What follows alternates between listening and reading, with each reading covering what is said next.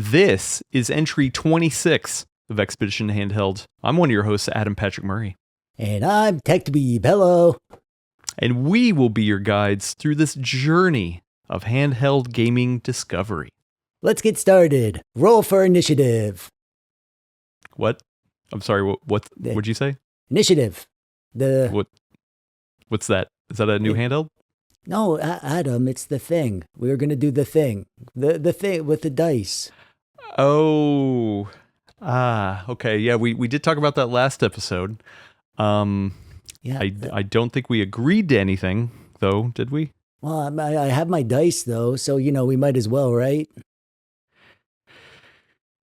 Okay. Let's get through the intro first.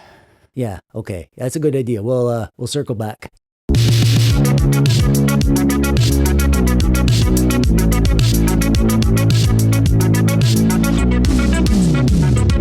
I got Mr. Dweeb here himself.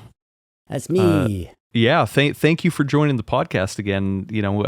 Feels like I only had you on a couple weeks ago, and where we talked about the board game thing. I obviously we talked about it, but I do kind of want to talk about handhelds again with you. Okay. Well, yeah. we could maybe talk about the handhelds a little bit at the end after our game of Dungeons and Dragons. No, I thought specifically we talked about a different game. What was that? Some dark? Oh, Shadow Dark. It basically Shadow Dark. Most people don't know what Shadow Dark is, so I just say Dungeons and Dragons. But Shadow Dark is sort of like a simple reskin of Dungeons and Dragons, kind of. Okay, thing. well, I didn't do any prep. I don't even know how to roll any. I have dice, but maybe I packed them up. So let's. How about we talk about some handhelds. I did GBA. I know you're a big fan of GBA. Okay, we can dive into that, and maybe we can talk about it a little bit later. Maybe do something. Maybe a different episode. All right, yeah, that's fine. But if we have time to squeeze in a little bit of dice rolling, I'd be down for that. But yeah, you got me. You got me. I'm fine with talking about GBA. So it's probably my second favorite thing ever. Is Game Boy Advance compared to my first favorite thing, which is Dungeons and Dragons. So yeah, let's do it. Okay, all right, yeah. Maybe at the end. Maybe at the end. All right. Before we start though, do need to put our hearts out for Russ. He announced this publicly on his channel, but he lost somebody really dear to him, and it's a real bummer. So he's obviously going through stuff and. Pouring out all my heart to him and hoping it's it's hard. It's hard to lose somebody close to you, and I guess I don't know what to say. I just want to say we're thinking about him, and obviously he needs some time, and so that's why I was like, hey, Mr. Dweeb, can you come hang out? Yeah. Russ put out a video just before this went live, his video homage, and it's really, really good. You should go watch it. Obviously, very special to Russ, and he knocked it out of the park. It's really touching. Yeah. So, hearts out to him. Maybe he'll be back next week. Maybe he won't. Take as much time as you need, Russ. And either way, we're going to talk about some handhelds. But first, we should probably talk about some root beer. Oh, okay, yeah. Do you have any root beer with you? Well, I mean, it wouldn't be one of my appearances without one. So yeah, I got a little cup. I could do a thing where I could do like a live a cupping. Is that a thing? Call it a cupping. It's probably something else. But hey, I thought I was going to go into the fridge and also join you in drinking a root beer. But I don't have one, unfortunately. I should have went to the store. I should have planned ahead and went to the store and got one. I don't even have a Liquid Death root beer. Have you tried the Liquid Death ones? I've never heard of such a thing. What even is that? You've never heard of Liquid Death? No. What is this? So it's like LaCroix or LaCroix, however you pronounce it. It's flavored sparkling water, fancy stuff. But this one's got a skull on it. It's called Liquid Death and it has this cool skull on it, and it comes in a bunch of different flavors, and some of them are like cola flavored kind of stuff, and one of them is root beer. I don't have the root beer one on me. I have a new one that I'm trying out. It's peanut butter cup, and this one's not good. I'm not gonna. Peanut butter drink. No, it just says peanut butter. Usually they have like some funny name, like that is just like a pun on something, but this one is just literally called peanut butter cup, and I would not recommend it. This is not good. Well, I need to know, does it taste like a peanut butter cup? Yes. Yeah. Okay. I mean, yeah, usually I can see the way that not being good. I mean, I love peanut butter cups. And I guess wet ones. Eating them is nice. Drinking them, I don't know about that. That's I'll drink a lot of weird things that most people wouldn't drink, but a peanut butter cup, soda pop or whatever it is, that sounds a little beyond me. Yeah, it is a little weird. I mean, the way I usually describe it is that imagine you went to go out to a fine eating establishment, whatever. I don't know what you have up in your area, but like a Burger King or something, and you get we got those in Canada. Oh, good. Have you heard of Burger King? Okay, good. Yeah. Although they only sell poutine at ours. Really? No, I'm kidding. I'm kidding. Come on. I was like, ooh, poutine at a Burger King. I got to try that out. All right, you got actually, I bet there's a good chance they actually do have a poutine variant. That would be funny. Yeah. But no, so imagine going and, getting a soda or a pop or however you pronounce it up in Canada. Pop. Really? Okay. Yep. I'm a soda guy. Yeah. Okay. And so you fill it up, you get the ice, you drink it. It's a nice cold beverage for whatever you're eating, your poutine or otherwise. And then after it's all gone, there's the cup full of ice. And then imagine if you came back to it later and all the ice is melted and you get still a little bit of hint of flavor from what used to be in there, but it's mostly water. Okay. That's kind of how I describe usually the liquid deaths, including the root beer one, is like, yeah, in that way. Oh, well, as appetizing and tantalizing as that sounds, I think I'll stick to the real stuff. Okay. Yeah. I mean, I enjoy almost anything if it's root beer flavored, but like, don't go ruining root beer on me or anything. Yeah. Okay. Well, maybe it's not for you. Also, I guess I was trying to set you up for a softball to grill me on the way I say root beer. Everyone says that I say it rut beer. Well, I get grilled in my comments for saying things the Canadian way all the time. So like, yeah, I'm not about to go doing that to other people. I probably get it more than you do, buddy. So true. Okay. All right. I mean, the only one when I watch your videos, the only one that gets me every time is when you say sorry. Sorry. Yeah. Oh. Do I say it weird or do I just say it too much? No. You sound very Canadian when you say it that way. But that's the only time like that I notice it. I'm like, oh yeah, Canada. So sometimes when I'm editing my videos and I hear myself say about, and I'm like, oh okay, there. I can even hear myself doing it. So I don't even think it's that one is that strong. For some reason, I feel like the sorry one is stronger. Sorry. Yeah. Sorry. You should be. You should be. Well, it's part of our culture. We are perpetually sorry. Everything I do, every minute of every day, I'm sorry. It's okay. It's okay. Well, I think we should keep going with the show. And next up, we should talk about news. And guess what? That's it. No news. Oh no, I'm just kidding. There is a little bit of news. We don't need to dive too deep into it, but there's a fine write-up over that I linked down in the description from the fine folks over at Retro Handhelds about this new issue. Have you heard about the thing everybody is angry about, Mr. Dweeb? Yeah, I heard about it in your show notes before the show. I didn't know before then. Supposedly a lot of people are getting to the online and arguing and yelling and getting very angry about the fact that the brand new Retroid Pocket Nova has a very loud D-pad. Oh, that doesn't sound like people. Angry online? Yeah. In our community? Nah. No, never. But to be fair, when I did read about this, because I've seen reports before, this news piece came out specifically, but like I feel like I'm seeing more and more people discuss it, and I was like, okay, well, listen, Retroid did send me a Nova a couple weeks ago. I am slowly going through Russ's setup guide. So I'm not actively using it right now, but I was like, yeah, I do kind of remember when I first got it in, I felt like maybe it was a tad on the louder side, but I didn't feel like it was anything that crazy. But yeah, there are people going to Reddit and stuff and making little videos showing off how loud theirs is. And I've seen a lot of people do teardowns, saying it's like rubbing on the PCB. Supposedly there's reports that the stem that is inside the actual D-pad itself is longer than usual by 0.5 millimeters or something like that. Yeah. And one of the mods was putting some tape in there, a good old tape mod, but this time for a D-pad. Yeah, so I mean, like, I don't know. It's one of those things where I'm always worried. Okay, did a company seed reviewers units that don't have this issue, and maybe the mass-produced ones do have some sort of issue? But so I wanted to see, like, do you feel like you have any issues with your Retroid Pocket Nova? Well, I do have a review one, and I have my retail one. And before the show, I tested them against each other, and they seemed the same. So I don't think it's a review unit thing.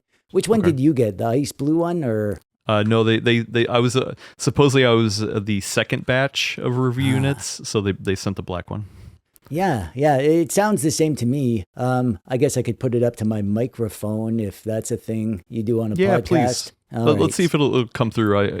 There's no guarantee it'll come through over compression, but let's try. But before I do that, I should say that in my opinion, it's fine. It's I can make it loud if I try to. If I like hammer it with my thumb, I can make it pretty loud. But I can also do that with like the face buttons. So I don't think it's any louder than the face buttons. So I'll give you two little sound samples. I'll do it normally, the way I normally just play it, like that. And then I'll do another one where I'm like tapping on it like that. So here we go. I could already hear it. So yeah, this is my review unit, the ice blue, normal use. And then here's tapping on it. And I will say that the tapping, when I kind of tap on it, tapping on the right side is louder than tapping on the left side. So there is obviously a little something there, a little kernel of truth that it's not quite the way it should be. But let's do my retail unit. This is the one I bought. All right, normal. And then here's the tapping. Actually, I'd say that the review unit is slightly worse because the normal one, it sounds the same in all directions. But it's still a little bit on the loud side. Like, yeah, I can make it loud if I just kind of like tap it like that versus just resting my thumb on it and pushing it. Yeah, I don't know. I think it's overall quieter than the average Retroid, but I've never found Retroid's devices to be the most quiet that you can get, you know? They have they go for like that kind of membrane that's like halfway between a mush and a click. And sometimes the click is a little more clicky than like an Anbernic device or even like, yeah, something like, I really should make a video of like the quietest handhelds that there are, because there are some that are pretty darn quiet. Yeah, and it really does make a difference. If you have somebody else that you're living with, I don't know how well your mom's hearing is at this point. No, she doesn't care. However, I will say that for me, if I'm in the room with somebody who's like making clicky noises, that would drive me nuts. I have a thing with like like repetitive auditory things. Like if you have like a fan that clicks or something like that, it's all I can hear when I'm in the room with a noise like that. It's like deafeningly loud to me. So, yeah, I could totally, it's not something that I need to worry about, but it is something that I have sympathy for because that would drive me nuts if I was near somebody. And I can definitely see why having quiet handhelds is valuable for people that spend lots of time around other people, which is not me. True. Well, and I know you've got all the supermodels in your bed, so maybe, you can give them a little bit of sleep at one point. They never give me a hard time about it, but supermodels, they're so easygoing. They're the best. Yeah. No, so I mean, yeah, but like I do want to show off mine a little bit too, because it does sound similar to yours, but like I think the idea that I always try to work from is like, okay, there's a bunch of report stuff out there.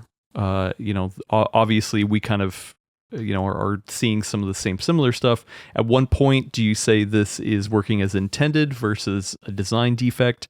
I mean, to my knowledge, Retroid hasn't come out and issued a statement or something. I mean, maybe they have, and I haven't dug deep enough. But, like it'd be one thing if Retroid came out and said, hey, you know what? We found out that there was an issue with manufacturing the stem. We used the wrong stems on the D-pad or something. So, we're going to address this. I mean, or they just never come out and address it at all. And it's you're tricky right about because, like if they do come out and address it, it's sort of like, if it seemed fine to them and then they realize that the community is having a hard time with it, and they say like, yeah, it's louder than it should be, then it's sort of like a knock against them when really, all these things have variation in them, right? Now, I'm really curious now if the Nova is drastically different than like the RP6 or whatever. I didn't even test these things against each other because it didn't seem like a thing when I was making my video. So it just, but now it's a thing because people are talking about it. So I kind of want to know. Maybe I should go grab it. I can. Let's do that. Why don't you go grab it? All right, and you'll be back in a flash. And flash, boom! Whoa! Look at that. Okay, that was quick. Yeah. That's they call me the quickest dweeb in Canada, is what they call me. Flash dweeb. I have an RP5 and an RP6. So let's see here. And you haven't tried these up head to head. No, I mean, like, no. I mean, obviously you've played them, but yeah. Yeah. When I'm reviewing these things, it's sort of like if something sticks out, I'll mention it. And if it doesn't, I won't. I don't go over every little thing the way Russ does, for instance. It's sort of like people are like, is there ghosting? And it's like, if there was, I would have said it. So here's the RP6. That's normal use, and then I'll tap it. Okay, yeah, maybe it's a bit quieter than the Nova. Okay, let's see the RP5. And then the tapping. Yeah, that one seems almost louder than the 6. Maybe the 6 was just extra quiet, so the Nova feels loud in comparison. I don't know. I think for my point, divorcing whatever actual information comes out from what Retroid comes out with, even if they do, like, I think it's also a matter of like touchstone. Like, what are you gaming on before or after that you would notice that something is different? Like, people can get accustomed to certain things, and if something's definitely different from what they're used to, then it's going to stick out like a sore thumb. Like I said, when I first got mine in and I played it, I do remember having just a real small inkling of like, oh yeah, that is just a little louder than usual. But to tell you the truth, I like clicky buttons. Like I prefer very loud clicky buttons, so it wasn't a negative for me. And like you, I definitely can feel a difference between normal gameplay and actually tapping it, because I think what's happening, at least for me, is that in normal gameplay, my thumb, it's kind of hard to show on camera, but my thumb is over the center, and then I'm essentially like rocking to whatever direction I want, which is different than like actually sitting there and tapping it. Because when I tap it, it can be as loud as yours. So this is my normal gameplay. It's got a little click. It's fine. That's completely normal. But if I tap it, yeah, it does feel a little bit louder. And mine sounds louder on up and to the right specifically, rather than left and down. But I don't know. I think mine does too. I feel like it's just sort of like it's within the margin of error, but people want this to be perfect. So, I get why there's mods and stuff to make it perfect. Like I will say that the D-pad, even at its loudest, is quieter than the bumpers, and people aren't going off on the bumpers. They're plenty clicky, plenty loud. So, yeah. Part of it's personal preference too. I do really wonder what Russ thinks about this too. Maybe I'll ask him when I have a chance, or we'll wait till he gets back. But yeah, like I said, I'm somebody who loves loud clicky stuff. Like my keyboard, I try to get the loudest switches I can. I kid you not, I got like a keyboard tester for different switch types, and I found the loudest one, and I was like, that's the one I want to put in my custom keyboard. Ah. Yeah. So I want to feel like I'm doing something, you know? It's like when you're the one driving the car, you never get motion sick, right? Like if you're the one making the noise, it's fine. But it's when you're beside someone. And it's just sort of like, it's just one of the factors in a handheld, the loudness of the buttons. Some of them are louder than others. Some of them feel better than others. It's like, can't have everything, right? You can't have something that's satisfying and clicky, but also quiet and stealthy. And also, I don't know, what's the other trifecta thing there? Cheap? Maybe it's more expensive to make them super quiet. So you have to pay for that. I don't know. Yeah, I don't know. Anyway, we don't have to dwell on this any longer, other than I am curious to see what people say in the comments. Like, please leave a message. Let us know. Do you feel like yours is loud? Does this feel like a situation where you just want it to be perfect because this is like heralded as the most perfect device ever, and this is like one negative spot on it? But yeah, we'll leave it at that. And before we go any further, I think we need to take a real quick ad break, shall we? All right. This episode's brought to you by A&W. No, you're not going to do the ad. I'm going to insert the ad in post-production. Okay, so. That's fine. Go ahead. Yeah. I mean, listen, I wish we were sponsored by A&W. If you know a guy, have him call me. I do not. They want nothing to do with me. Trust me. Don't name drop me over there. It won't go well. Yeah, they're like, oh, that guy, we have pictures of that guy up in our factory. Like, don't let him anywhere near. Yeah, it's not far from the truth. This whole time during the ad break, which for us, I mean, it took forever, but for you, it was very short. I'm sitting here staring at your desk that seems to have a jar.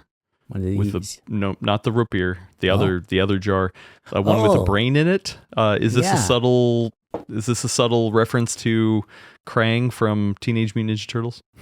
No, I wish it was. No, okay. Krang's awesome. I'm rewatching the Ninja. It's funny you mentioned that. I'm rewatching the Ninja Turtles right now. I'm on season 5. There is 9 seasons of that show.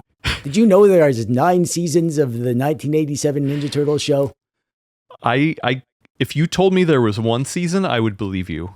And 9 seasons, sure. It just goes crazy. And goes. Yeah. Like of the original run. You don't mean like remakes? No. I'm not talking the Nickelodeon after ones and stuff. No, this is like the original Turtles. I saw an article that was like, we need to talk about the ending of the original Ninja Turtles. And I was like, you know what? I don't even remember how it ended. So I started watching it. I was like, oh my gosh, there's so many of them. And you can just get them out. They're like on YouTube and stuff. You can just find them out there. Anyways, Krang was,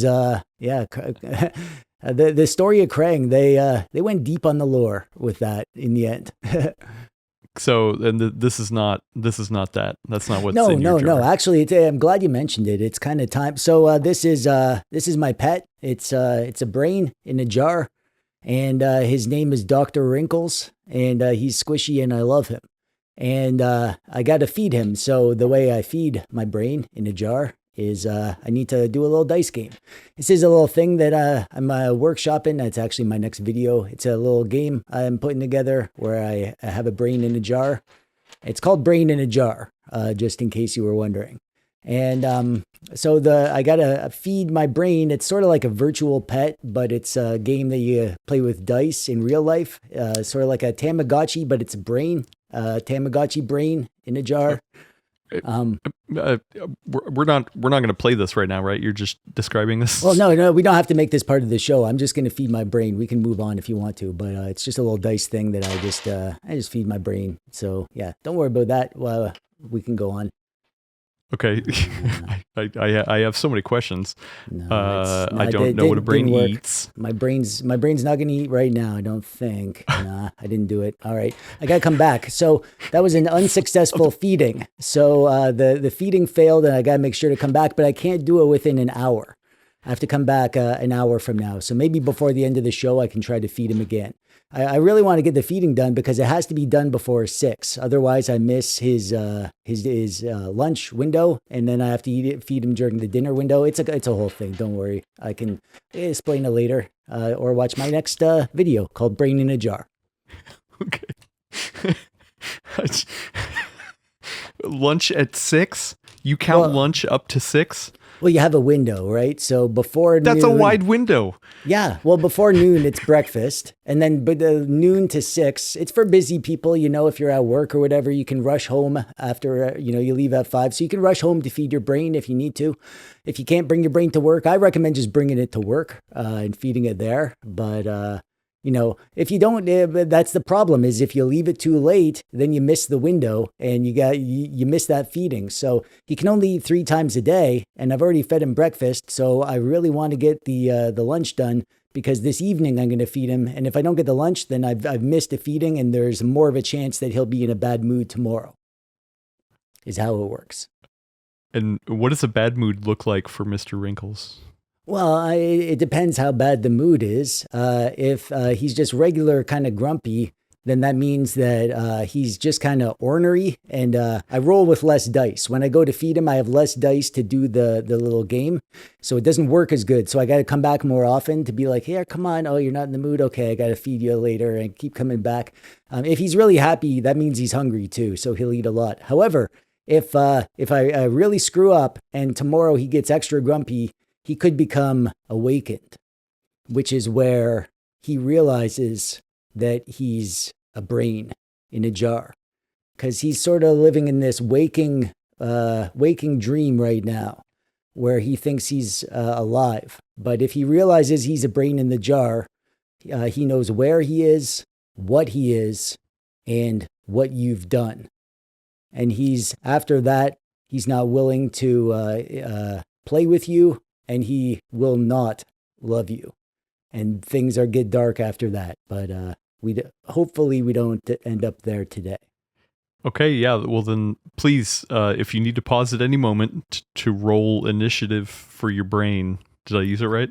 No, that's Dungeons and Dragons. Nothing about brains in Dungeons and Dragons. At least not unless you want there to be. I can make a brain adventure for you if you want. All right. Well, we'll roll for feeding or whatever it is. I don't want this brain to be conscious in the middle of our episode. So no, that won't happen until tomorrow, because tomorrow is his mood is based on today. So if you were really bad today, he might become awakened tomorrow. So we still have time. We're good. Oh, okay. Yeah. Whatever then. Just let it roll. Well, listen. We need to talk about the GBA, aka the Game Boy Advance. From Nintendo Entertainment Corporation. Actually, I don't think that's their actual name. I don't think Nintendo made this one. Yeah. So you said in your video of the Konkr Pocket Advance, which you're holding right now for audio listeners, quote, GBA fans have been eating good lately, end quote, from one Mr. Dweeb on YouTube, right? Yeah. Yeah, well, we've had so few good 3:2 ratio devices up until sort of semi-recently. Like there was a good few years there early on in my channel where if you just asked me what I wanted, I was like, all I want is just some good 3:2 handhelds, because that's my favorite ratio. Not just for GBA, but it's in general my favorite ratio. And it's a good in between, right? That's how 16:9 got invented as well, because it's an in between 4:3 and 2.35 to 1. So it's a nice for the cinematic experience. Yeah, for the cinematic experience, not the gaming experience. But listen, I messaged you. What is it, like maybe 2 weeks ago or something like that? And I was like, hey, listen, do you have a Konkr Pocket Advance? Because I'm trying to get some information on it, and I need you to tell me that it's not good. And then I'm sorry. you go and release a video where all you do is, for the most part, wax poetically about this, and all I needed was for you to tell me it sucks. So why are you coming at me like this? What did I ever do to you? I should have told you not to watch the video. That's on me. I'll take full responsibility there.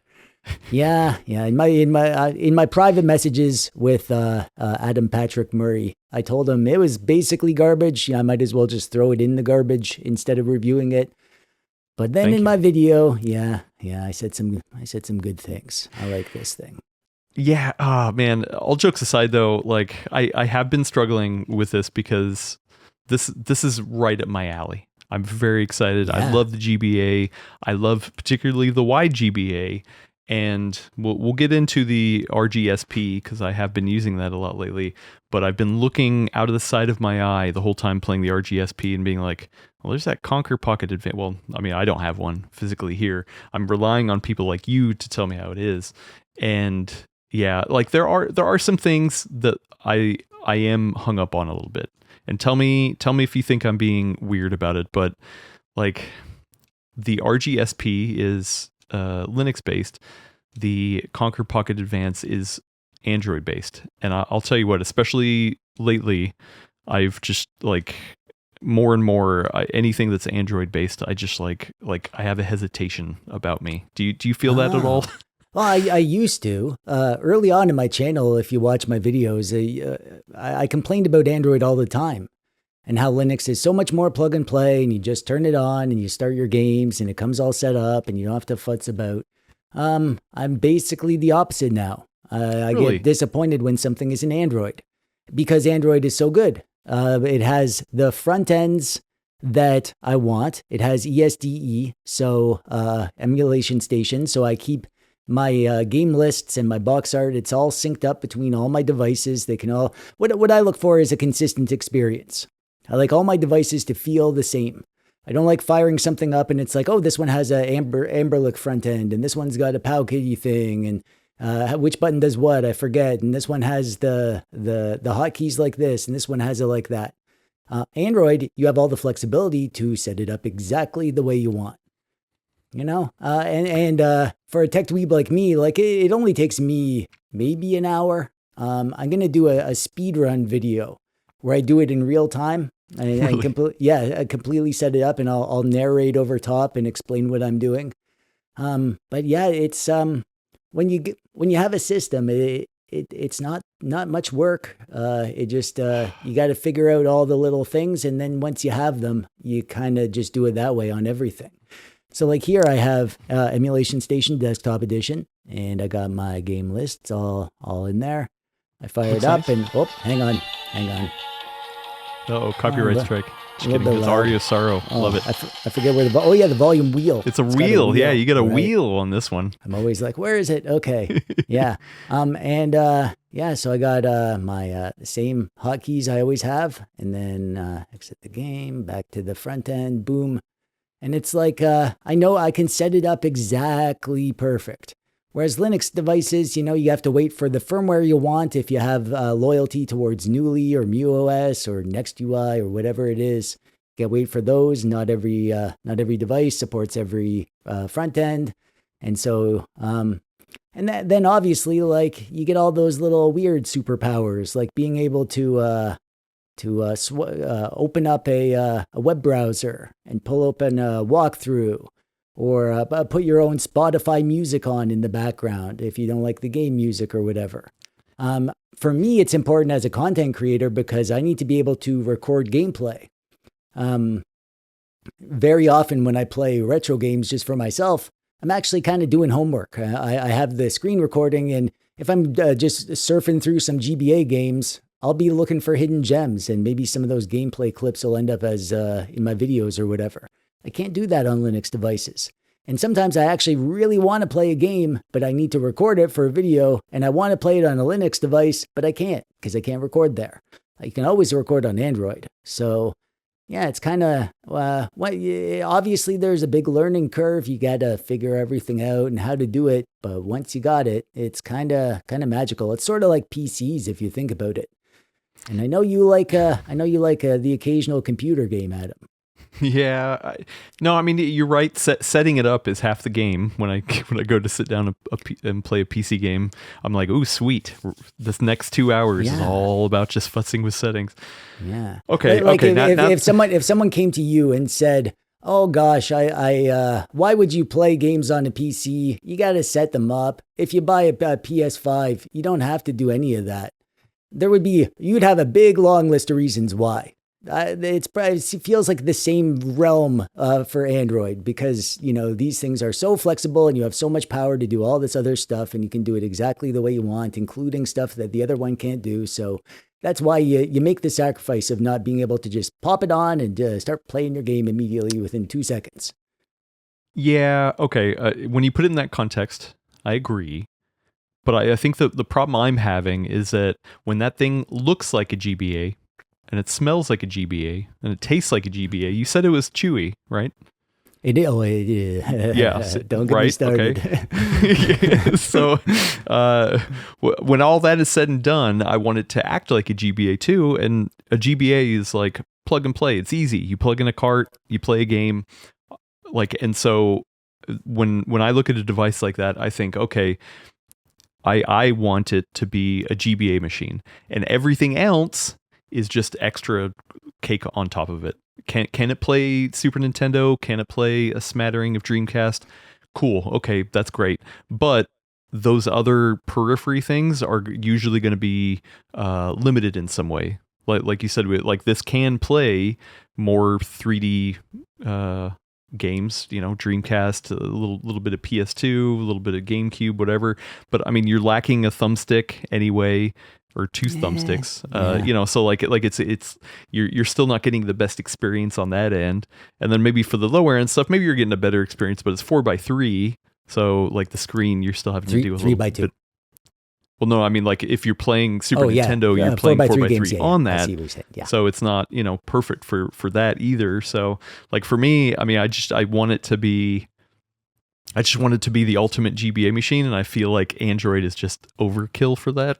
If that makes sense. It is overkill, but not everybody wants a device that only plays GBA. Some people want a device that does other things, especially like if you have nostalgia for the form factor, but you want the Swiss Army knife of being able to do all this stuff on your favorite form factor. Like for the longest time, I just wanted the best Game Boy, and that's why I love the iNeo DMG. Not because I only use it for Game Boy games, but because it is my favorite shape, the Game Boy, and I can play PC games on it. That's my dream from like when I was a little dweeb, a Game Boy that could play computer games. And I have that because it's Android. However, in the Konkr Pocket Advance defense, you can set this up to be just a GBA thing. You can set it up to just pop right into Emulation Station. There's your GBA games. You could download a theme that looks really sort of Nintendo-ish and just have your GBA games.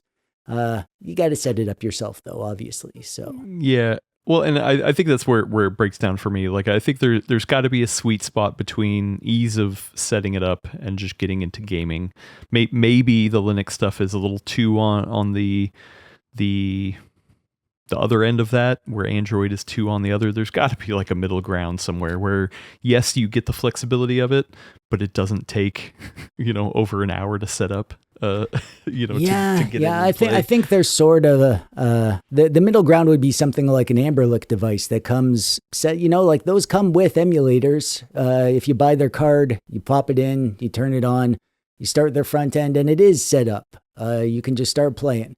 It's not set up in the best way. I always just wipe it clean and set it up the way that I want because, like I said, I want it to be consistent. I wanted the same on all my things, the best way. And I know how to do that, so I can do it. And it's not that hard, especially with guides like Russ's guide. I need to do an updated guide. So even I would recommend just see Russ's guide. My guide's a bit outdated. But yeah, or stay tuned for my speed run. That'll be a fun video. Right. I mean, I don't know. It's just so funny. The idea that you need to do a speed run also drives home the point of like, it takes a while. And some of these come with emulators. Like even the Retroid ones come with emulators if you want to, but the iNeo ones come with no emulators. you got to download RetroArch and stuff like that. Like it doesn't even come with that. So, you got to be up for following a guy. And it's kind of funny that they sell these and they don't have any resources for you, the user, you got to go to YouTube. It's like, yeah, if you want to learn how to do it, go find someone to tell you, because we're not going to do it. Yeah. Well, if there is something we can, whoa, wait, what was that pixelated effect that you just did? I don't know. It's just part of the game. Was that in the game? Yeah. Oh, okay. I thought that was some custom transition from your user interface. Okay. Yeah. Oh, yeah. Sorry. Yeah. No, I got this is the high production values over here. Yeah. I like it. Okay. I think something we can agree on though is downward firing speakers. I heard the crowd boo in your video, and I was joining right in there. It was like a chant of downward firing speakers. Like, why did they do it? To your point, I don't, for $100 device, I do not expect the speakers to be of amazing quality, but downward firing is just like, I mean, it's kind of like the RG Rotate. I mean, it's not as bad as the RG Rotate, I guess, putting the speaker on the back. The back is a crime. Downward is unfortunate. Back is like, okay, like, are you just asking for trouble? You obviously hate your customers if you're doing that. Yeah. Well, the question I was going to ask though that you didn't really cover in the video is that by having it fire downward, does it at least like maybe bounce off your hands in a way that you feel like it maybe helps a little bit?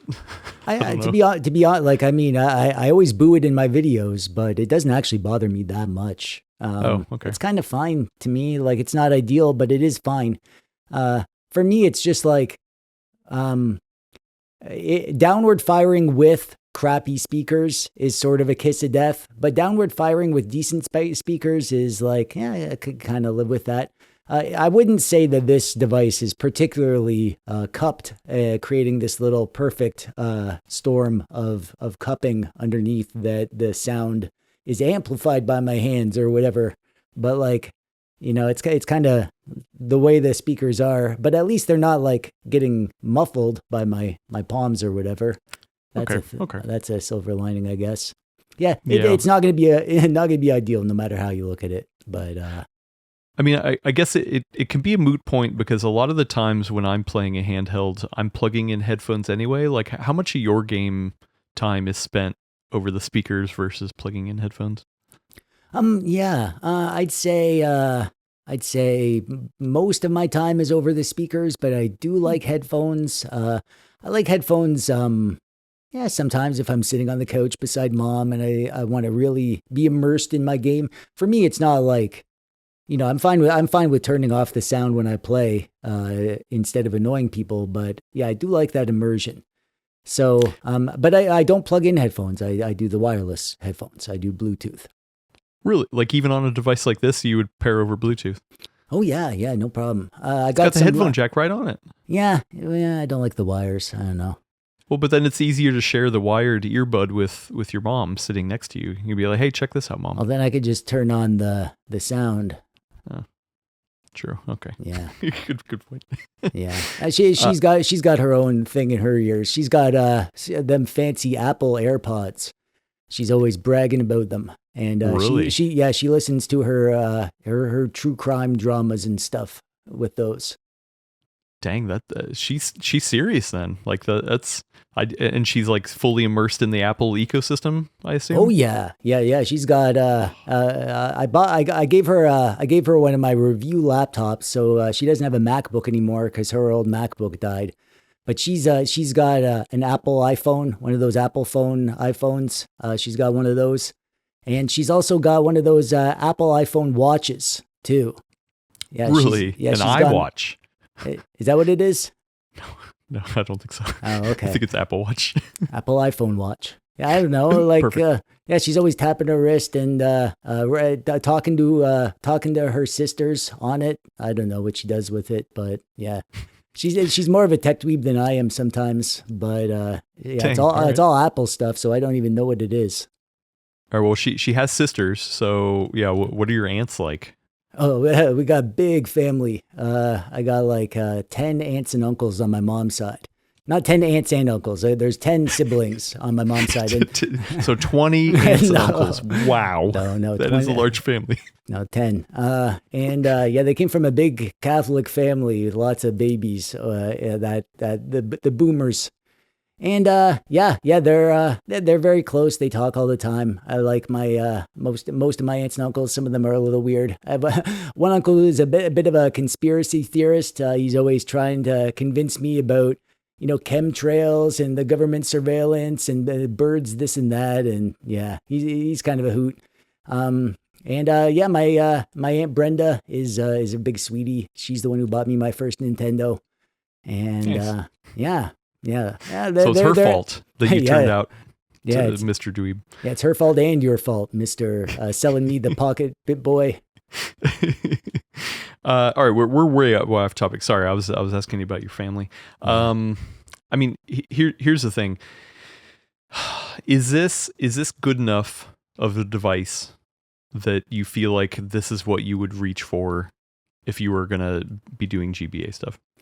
Yes. Yeah, it's very grabbable for GBA for sure. I thought I would be more of a flippy screen guy than I am. Early on my channel, if you see my early videos, I just want more flippy screen devices. I had the Powkitty V90, and that thing was legendary because it was flippy and it was so pocketable and stuff. And I don't know if I'm still a flippy guy the way I wanted to be in the early days. I really like the big, comfy horizontal of the original shape. And I grabbed this. This is absolutely, like, if I needed to play some GBA games and record a video, I would grab this easily. This is the one right now. And it still even more so than, I mean, because I'm thinking of like the Retroid Pocket Nova everyone's loving right now, right? And obviously that is 4x3, so it's not the perfect GBA specs, but it's OLED. Like it does everything else much better. Like, do you feel like you'd rather go for something like that than a device like this? Yes, but I don't think anyone else should. I don't think you should buy this just for GBA if you have a Nova. I mean, come on, I'm TechDweeb. I have all of them. So I love these things. I love how different they are. I love how quirky they are. I love how what makes each one tick. And so if this is the perfect GBA, the perfect original GBA, obviously I'm going to want to play GBA games on this, but it doesn't mean that like you need this to play GBA games in the best way. If you have a Nova, heck yeah. Just play the heck out of those games on there. Yeah, I mean, I guess what I'm really trying to get to is it's hard when you have people like yourself or Russ who cover a lot of handhelds. I'm trying to get to like, okay, well, what does Mr. Dweeb on his own time, what would he actually grab for? Like, I remember, like, I think it was a couple episodes ago where I was talking to Russ about the Retroid Pocket Nova, and I think it was maybe before I got Men in, I can't remember, and I was like, how much are you actually playing it? And he's like, dude, I've been non-stop covering this on my channel and like dumping dozens and dozens of hours into it. When I get home, I do not want to touch this thing. Oh, okay. like what in what scenario would you actually just personally reach for this? I would absolutely reach for this if I was in the mood for GBA. And I do like I do like quirky handhelds. I like how different it is than the Retroid Nova, for instance. It's this original GBA shape it's cool. It's comfy as heck. I don't have an original GBA, and I really, before I got into emulation, I didn't really experiment with that shape, but it really is a special shape. Yeah, I was going to ask you, because you mentioned that in your video as well, that you don't have an original. You did compare it to the 34XX, or is it? Yeah, that's the one. No, 34XX, okay. That's the one. Yeah. Which is all, I mean, granted, that is actually pretty close as well. Like, you talked about the texture on the back. I think once again you called it more chewy or more chewable or something like that. It is chewable. And you also talked about like how the 34XX just felt like lighter and a little bit more hollow compared to this. Yeah, for sure. Like, it is lighter, like it's physically lighter, but it does have that kind of hollowish feeling to it. This feels more dense.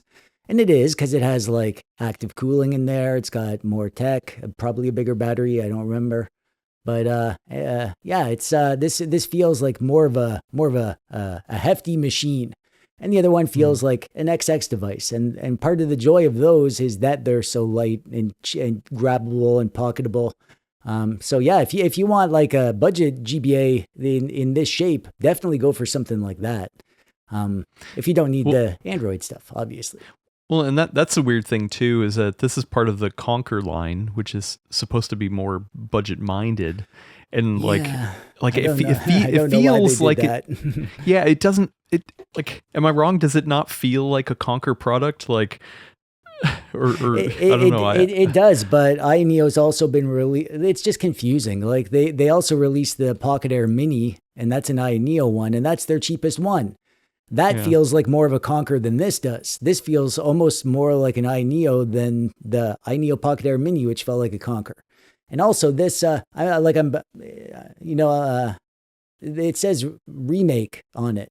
That's iNeo's thing. The remake collection. Look up the remake collection. All their retro inspired handhelds that aren't like the modern ones, in the retro colorway and stuff.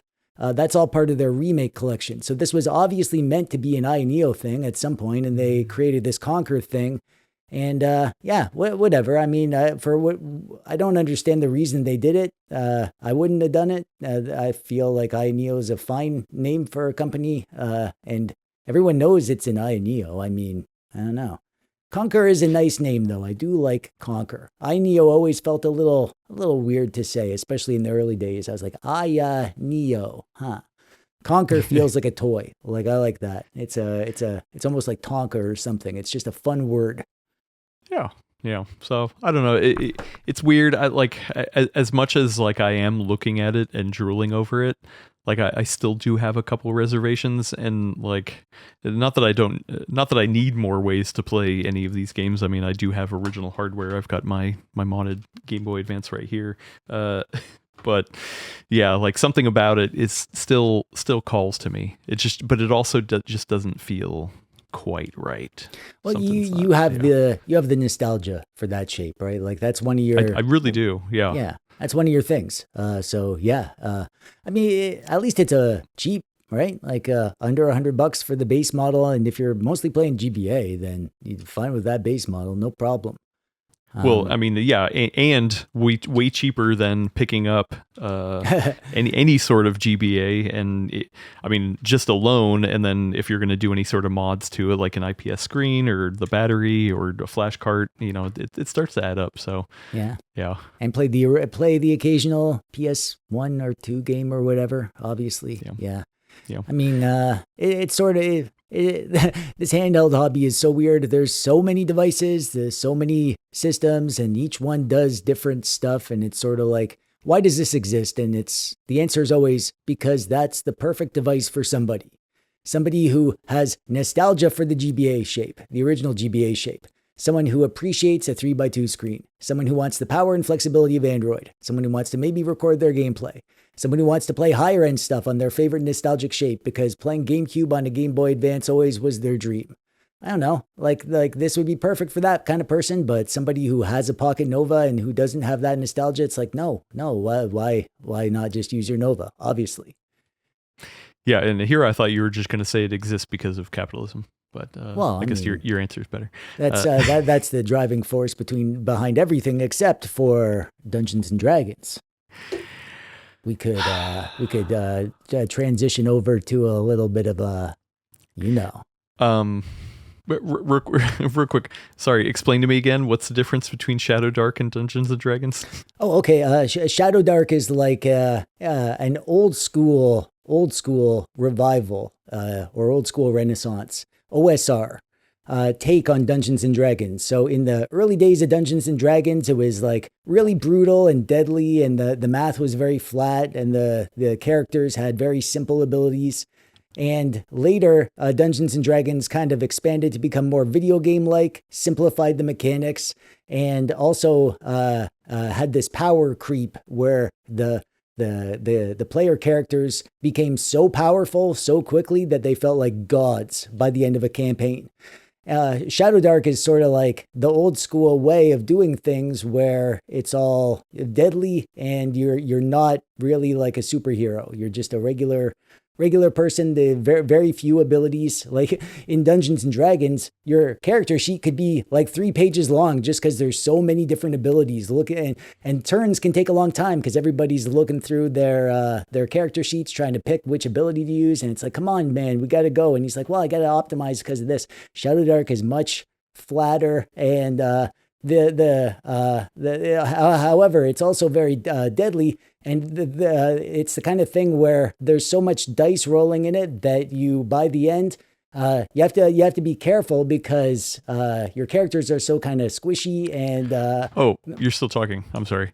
Yeah. Yeah. Wait, can we go back to talk about Game Boy Advances? I guess so. Yeah. Maybe not right now. But maybe we should let the dice decide. Hang on. Oh, that's a low roll. Okay. The dice have spoken. If there's one thing I respect, it's the ruling of a dice. Exactly. Well, listen, we need to talk about the other Game Boy Advance in the room, the Game Boy Advance SP, or specifically the RG SP that you have in front of you. I did grab it. I have been using the RG SP like pretty much exclusively all week. Like just to get some deeper thoughts into it that I wanted to talk about here on the podcast. But my first question is going to be, compared to the wide Konkr Pocket Advance versus the flippy RGSP, are you kind of answered this already? Are you a flippy person, or do you like the wide design? Okay, so it's, as always with me, it's complex. I'm a complex man. It's a intricate web of preferences and devices and specs and numbers and letters floating around in my mind. And sometimes some would say I'm too complex for their simple tastes. So I'll try to simplify this. This, even though usually if the answer to the question of which one would you grab to play GBA is probably the Konkr Pocket Advance if I'm just grabbing a device to play GBA. However, this is the one I've played more on because I've been carrying this around with me. This has been my EDC handheld. Really? Like for stuff other than just GBA? Yeah. Well, I always like the 3x2 screen for everything. I'm a weirdo. I really like the 3x2 stuff, 4x3 stuff on here. With the bezels, I like playing DOS games on this. I'm one of those weirdos that plays DOS games on handhelds. Nice. And it's kind of a special little thing. GBA focus, but also with the superpower of being able to do some of that other stuff. And just the pixel density on this screen is really, really nice. 480 vertical pixels, but on a smaller vertical screen, you get, it's so crispy. It looks great. But I'm nearsighted, so I'm fine with small screens. Lots of people find small screens hard to live with, and I get that too. Yeah. Well, I mean, once again, compared to the Konkr Pocket Advance, though, it's still, even the flippy nature of it, like I just feel like my hands are so cramped back here.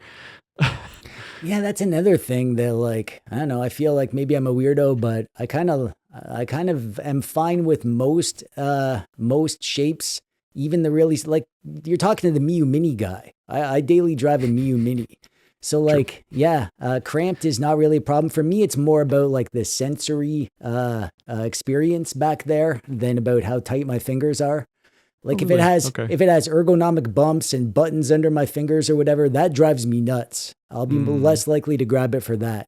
However, like just having my fingers touch each other or having to rearrange my hands, that's all just part of the fun for me.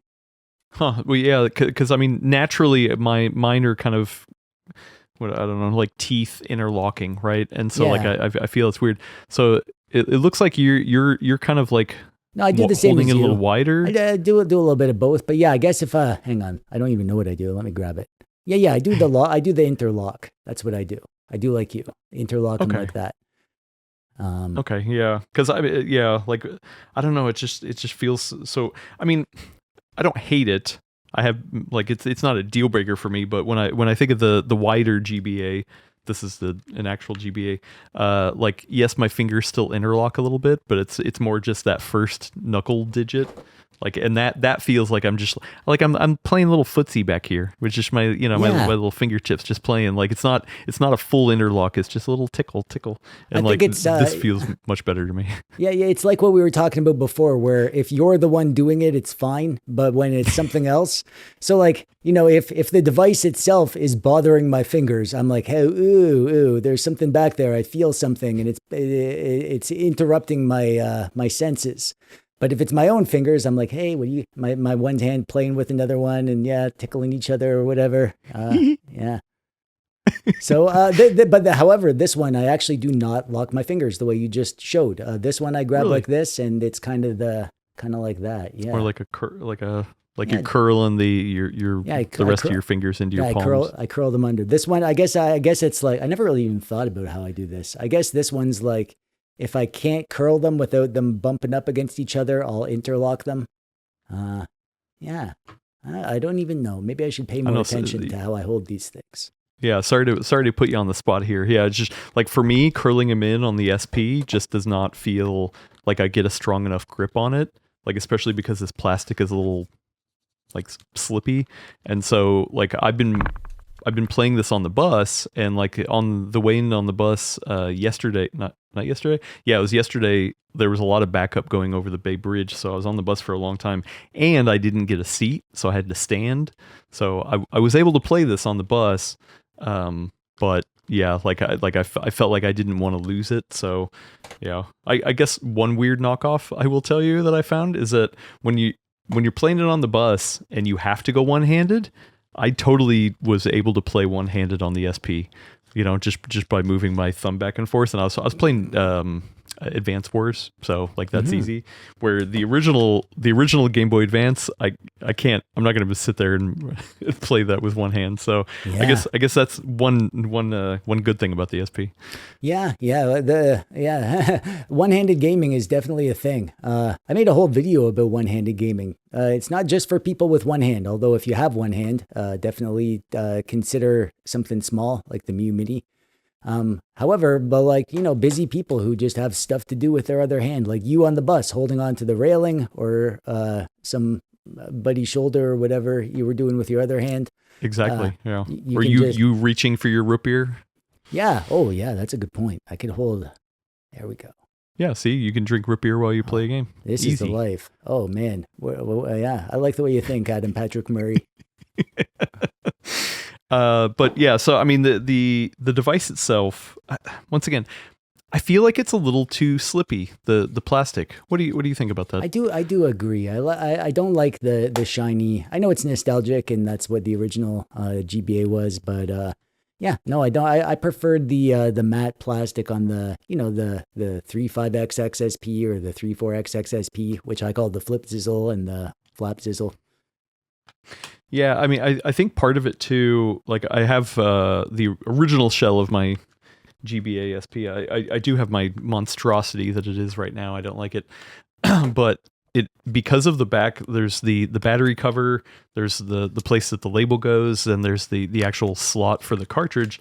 Like I feel like there's more places for my hands to kind of like have texture to, whereas the back of the SP is literally just flat, other than the screw holes and then the two tiny little nubs, or I guess there's 4 nubs. Like other than that, like everything back here is just pure flat. Yeah. Yeah, I guess for me, it's more just like the feeling of the plastic. It is a bit of a slick and slippery thing. My original GBA is quite slick and slippery, but I don't know if that's just because it's so old or what. But yeah, this does have some stuff back there, and this got nothing back there, nothing at all. Also, mine continues to feel it's not hot. It's barely warm. I don't even know if I would call it body temperature, but like when I'm playing a game, like I can feel a little bit of warmth here. And I think I described it on last week's episode, where it's that weird feeling when you sit down on a toilet seat that's warmed, and you're just like, oh wow, somebody else has been here. This does not feel comfortable. Well, I'm in Canada, so that's actually a good thing for us with our really? Cold. Yeah, our cold. It's better than sitting on a cold toilet seat. I mean, come on. I don't know. I kind of like it. Yeah, in Canada, It wakes you up. We got some pretty cold toilet seats up here. Let me tell you. I'll come visit then. Yeah, it does. Wait, yeah, come for the toilet seats. Stay for the TechDweeb. Exactly. Yeah, but however, I will say that I do wish that they made non-shiny metal version of this, because I really do like it. I want the GBA I want the Game Boy DMG colorway. That's all my devices. I like I like them to look like old retro stuff from the mid 80s. I actually my Anbernic contact. He was like, "Hey, great video. Anbernic really liked your video," and I was like, "Pretty please whisper DMG colorway to them." And he said, "Yeah, they know. They know. Yeah. They know you. They've got a rap sheet." Also, real quick, I love how you opened with the broken one that got broken in transit. What did you end up doing with that? Oh, I still got it. You still have it? Okay. Oh, okay. So I took it apart to see how bad it was on the inside, and it was bad. I'd never seen anything like that. I wanted to harvest the SD cards because I'm like, ooh, free SD cards. Those are worth their weight in gold these days. And I couldn't get them out when, like just from the side, like they were both, the one on this side was completely crammed in, like covered up. You couldn't even see the hole. Jeez. And then over here, it was just kind of squeezed. And I was like, okay, I can get them out. So I opened it up. And immediately, as soon as I took the back off, both cards flew out, because I guess they had been clicked, and then like they were released, and they both flew out in different directions. Like boing. However, the one that was from the really covered one, it was broken in half. The SD card was broken in half. I had never seen that before, ever. I didn't even know they could break in half. I've actually done that once. I changed out the back plate on my Steam Deck, the original LCD version, and I pulled off the backing without taking off the SD card, I broke that one in half. Doing that. Yeah. Yep. That did not feel good. Yeah. Well, luckily they're cheap now, right? Well, I feel like because you have a broken one and like it's whatever, I feel like you should mod it in some funny way to I don't know. Just do something funny with it. Your own version. I thought I was like, maybe I could do I could take the D-pad and the buttons and paint them, because that's a thing I do sometimes on my channel. I paint buttons and then I make new colorways. So I'm like, maybe I could do like a cyberpunk thing with this, and I could put a stencil here and spray paint it, and then have some colored buttons. However, it was destroyed on the inside. It looked worse on the inside than it did on the outside, if that's even possible. Yes, the PCB, whatever broke it, it's like held on the corners with the screws, and then it pushed down the middle, and the whole PCB was like caved in from the sides and cracked along where it caved in. So the whole middle was like pushed down. The CPU was fine. It was like right in the middle, so it got distributed there. But yeah, the cracks around all the outside of the PCB because it was held up by the screws. Huh. Yeah. And that's crazy. Even the D-pad and buttons were mangled. Like when you took them out, you're like, yeah, I'm not, there's no point in painting those. They're broken. Like, yeah.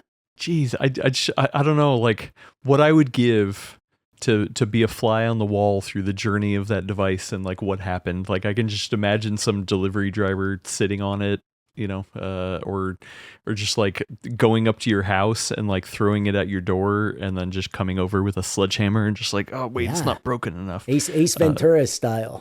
Right? Yeah. Oh man, I love that movie. Yeah. I assume that there was some very big pallet of something heavy that like shifted and crushed a bunch of packages under it.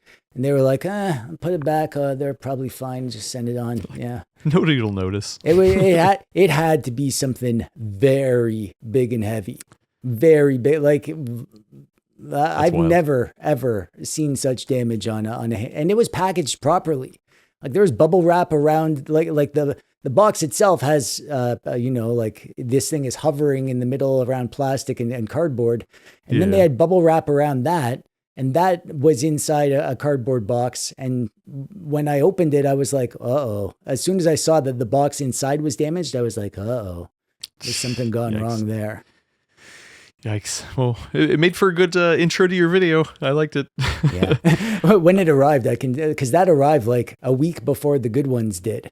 I guess they wanted to rush me that one or something. So that one was like a week before these ones.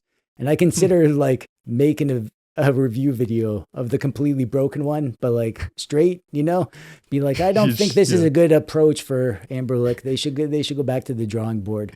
But I thought that would be like throwing them under the bus because it's not their fault. It's the shipping, so. That would be pretty funny though. I did reach out to, as I was playing this, I did reach out to Russ and ask him what I should put on it, and he had told me that I should try throwing Next UI on it. So that's what I currently have on it. What OS are you running on yours? Next UI is probably the right answer right now. I have Newly, and this is actually the build for the 3.4XX, which I call the thick bezel, and it's not quite ready because this doesn't have that feature where you can do the hotkey to switch this as an analog stick or a D-pad. And that's pretty useful for, if you're playing an N64 game, because I don't know, I don't really have a problem playing lots of analog stick games on a D-pad as long as it's not like a precision platformer or whatever. I can play my Wipeout 64 or Mario Kart 64, whatever. That's all fine. I wouldn't play Super Mario 64 on that way because you need to balance across the beams in that one or whatever. So, I like how you put in your video. You did play a little bit of it, and then at the very end of that clip, you just like fell off the side. Yeah, and that was actually the best 5 seconds that I recorded that I could put on there. The rest was even worse. Nice. Yeah. But like, Russ was like, "Hey, don't worry. It doesn't say anything about official support for the SP, but like, it should work fine." I mean, I guess I don't know what I'm missing, so like, I haven't found anything that I'm missing out on. I do like it. It is like a simplistic front end. I did try to use the Anbernic one that came pre-stocked in it, and like I think you did too, switched it over to a different theme that had like a little bit more of a boxier kind of thing. But the weird thing that I came across was that you could either launch your games through and I don't remember what they call their game list, but then you could also launch RetroArch separately, and it was a completely different configuration, different save files, all that stuff. And so I was like, well, that's a little confusing. Like, why would you have both options there? Like, I don't know. I don't know why they do that. Yeah, they have the so I could go grab my other one. I got the system there, but they have the first option in the menu. I think they just call it game list or something. And if you use that, it's standalone emulators. You know, like a standalone GPSP or whatever. Oh, so it's like, I guess I assumed it was still running RetroArch, but it was like almost like a different instance. It's the standalone emulators. But however, it's the same emulation because in RetroArch, those emulators are just cores in RetroArch. So it's like, you're running the app that the core is from if you go to the first one. And then it's even more confusing because, like, obviously you should be using the RA game section.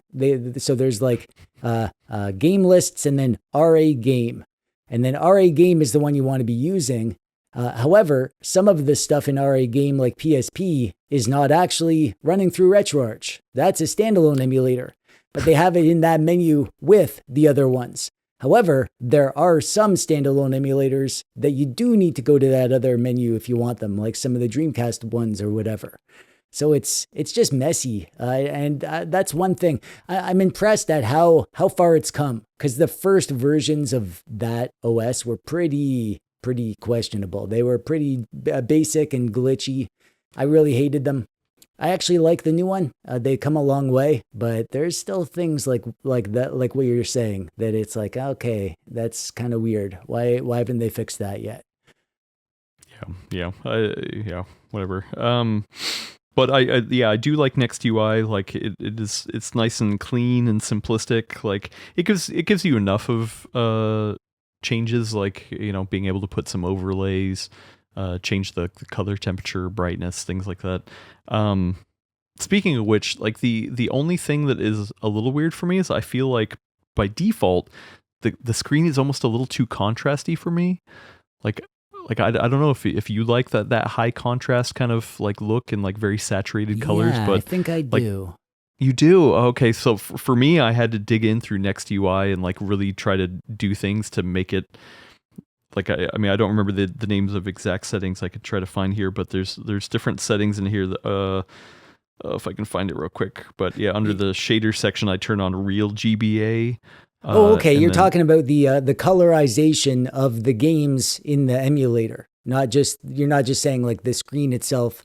So you're saying GBA games, not necessarily Super Nintendo games. Well, no, everything I felt is just like almost a little too saturated and it pops a little bit too much. Yeah. I'm trying to like mitigate that because in my mind, once again, I played these as a kid, and I feel like that's not how it was, and I turn on the grid, I turn on scan lines, things like that to make it a little like I don't know, like diminished and not so perfect. So I don't know, maybe that's just a me thing. Yeah, I made a video called Making Games Look Wrong on Purpose. And in that one, I talked about how, like when I play Ultima 4 Quest of the Avatar on the Sega Master System, this one is so like over the top blue and saturated. Like this blue, it's way too blue for me. The audio listeners, the audio viewers will love this section because I'm just talking about, I'm pointing at the screen. So the blue of this game is just gaudy to me. I hate it. So what I actually do is I'll toss on a shader of like a Game Boy Advance shader or something like that. That's meant to like mute the colors because the Game Boy Advance had naturally muted colors, and the developers making the games enhanced the saturation to kind of compensate. So when you play those games on a non-original hardware, they're too saturated. They're not actually meant to look like that. You should tone them down. You can actually use those same shaders to tone down other games that, are meant to be, lots of games from like the NES era. They're so saturated, and it's just because that was the style of the time. But we've since learned, like, maybe tone down the colors. We don't need every game to look like a rainbow of super bright saturated colors. So using those same shaders to tone down other games, I like doing that. Yeah, well, in Next UI, like it's not as deeply customizationable as what you can do in RetroArch. So like I had to dig in, and like there are some shaders. There's like if you hit the menu button, like there's a shader section when you go into a game. But I did find in the emulator section, there's two settings that I turned on. One of them is called color correction, and the little note says adjust output colors to match the display of real GBA hardware. And then the next one is interframe blending, and it says simulates LCD ghosting effects by performing a 50-50 mix of the current and previous frames. And like for me, like I bet some people will look at that and be like, oh, that's horrible. But for me, I'm like, oh yeah, this feels more natural. Well, I mean, some games required that to look right. Like if you've ever been playing a game where it has like flickery shadows under the character, Oh yeah, alpha blending, is that what that's called? Right? Well, it's because the hardware didn't actually have transparency. They couldn't do a transparent like a shadow under a character. Yeah. So they would flicker it fast, and if the screen had ghosting built into as part of the hardware, it would blend those together and it would achieve that effect.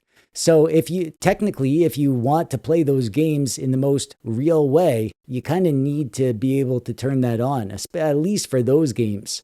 Lots of games are like that. If you've ever been playing a game where there's like a weird flickery texture or like a weird grid, and it's like, why'd they put that grid there? Why didn't they just put like a transparent? It's because it was. If you turn on the blending, you'll see it the way it was meant to. Anyway, this is what it looks like without with the shader on. So you see that blue? How it's like an aqua, watery, seafoam greenish kind of blue.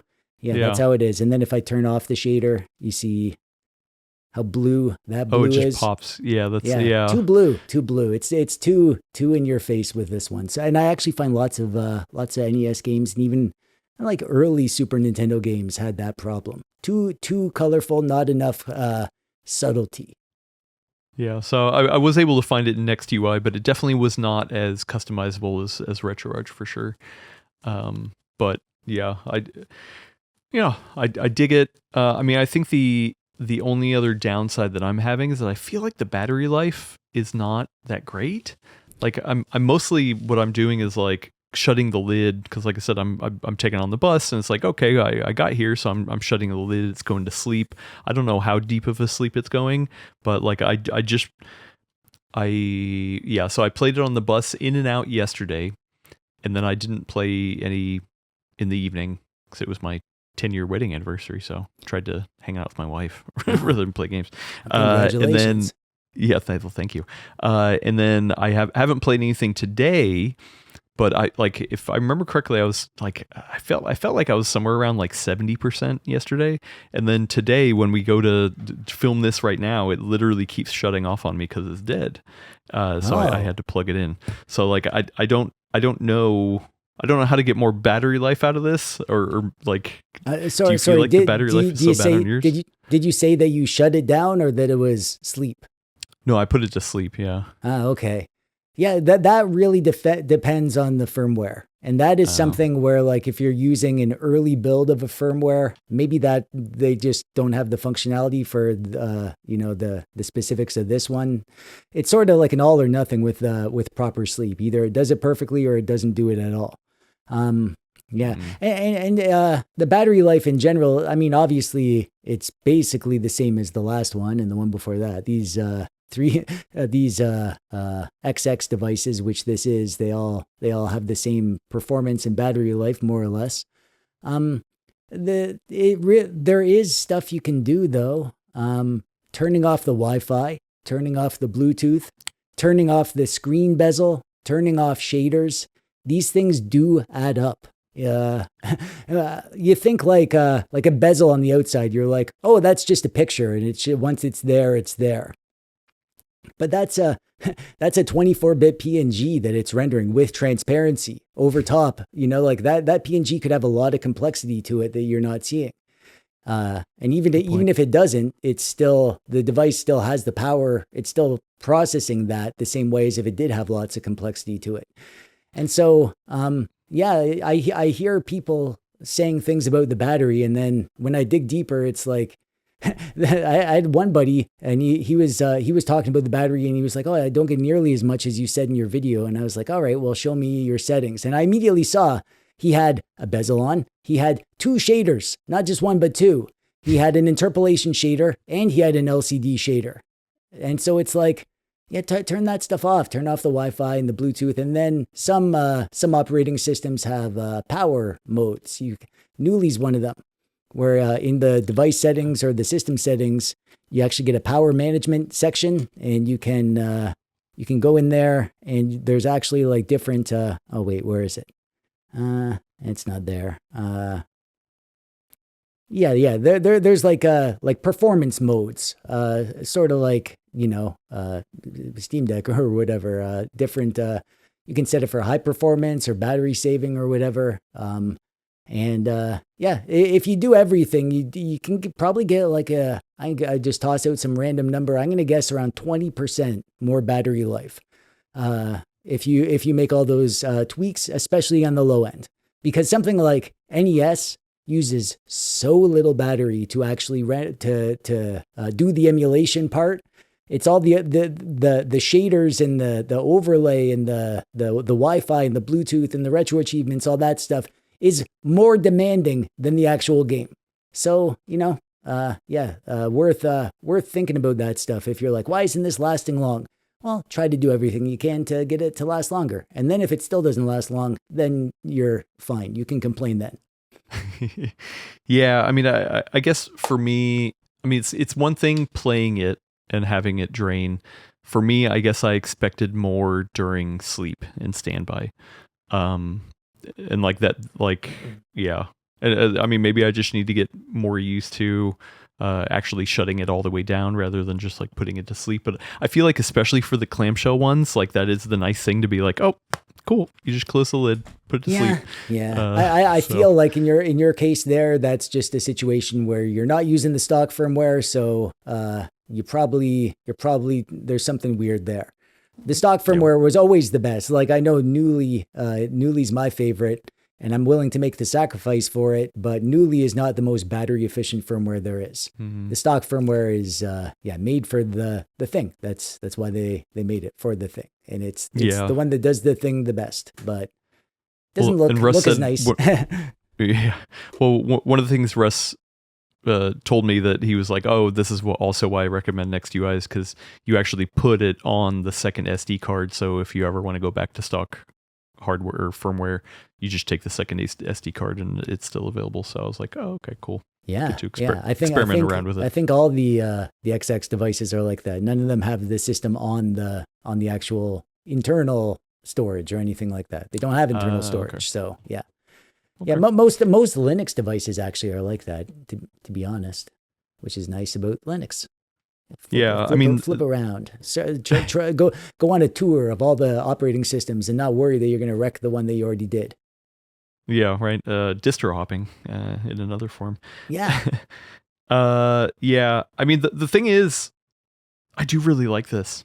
Like I do feel like compared to an actual GBA SP, this just hit the nail, boom, right on the head, and it didn't need to do anything above and beyond and special, and it just like hit everything that it needed to, which is what I was hoping the Konkr Pocket Advance would do. I feel like that one is trying to be also a little bit more of an all-arounder, where this one like pretty much is like, yeah, you can play other stuff on here, but for GBA, you know, it hit the nail on the head, and for I think it's $60, right? Is that the price? Yeah, like I'm just like where you get it.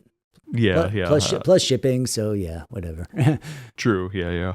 I mean, I think this one is awesome. I agree. Other than the downsides that I mentioned. So. yeah, but on the stock system, like it is pretty impressive how usable this is out of the box. You open it up, turn it on, you start playing your Game Boy Advance games. They look great, they run great, the system's fine. That's impressive. I think that's one of the things that people wanted from the Konkr brand was it's like, oh, INEO's going to make like Linux handhelds now, cheap little things you turn on and just start playing. That was like the early speculation, and it didn't turn out that way, but that would have been neat. Good chance for them to capture a different market in that way. The people who don't want to spend a weekend setting up their devices. Yeah.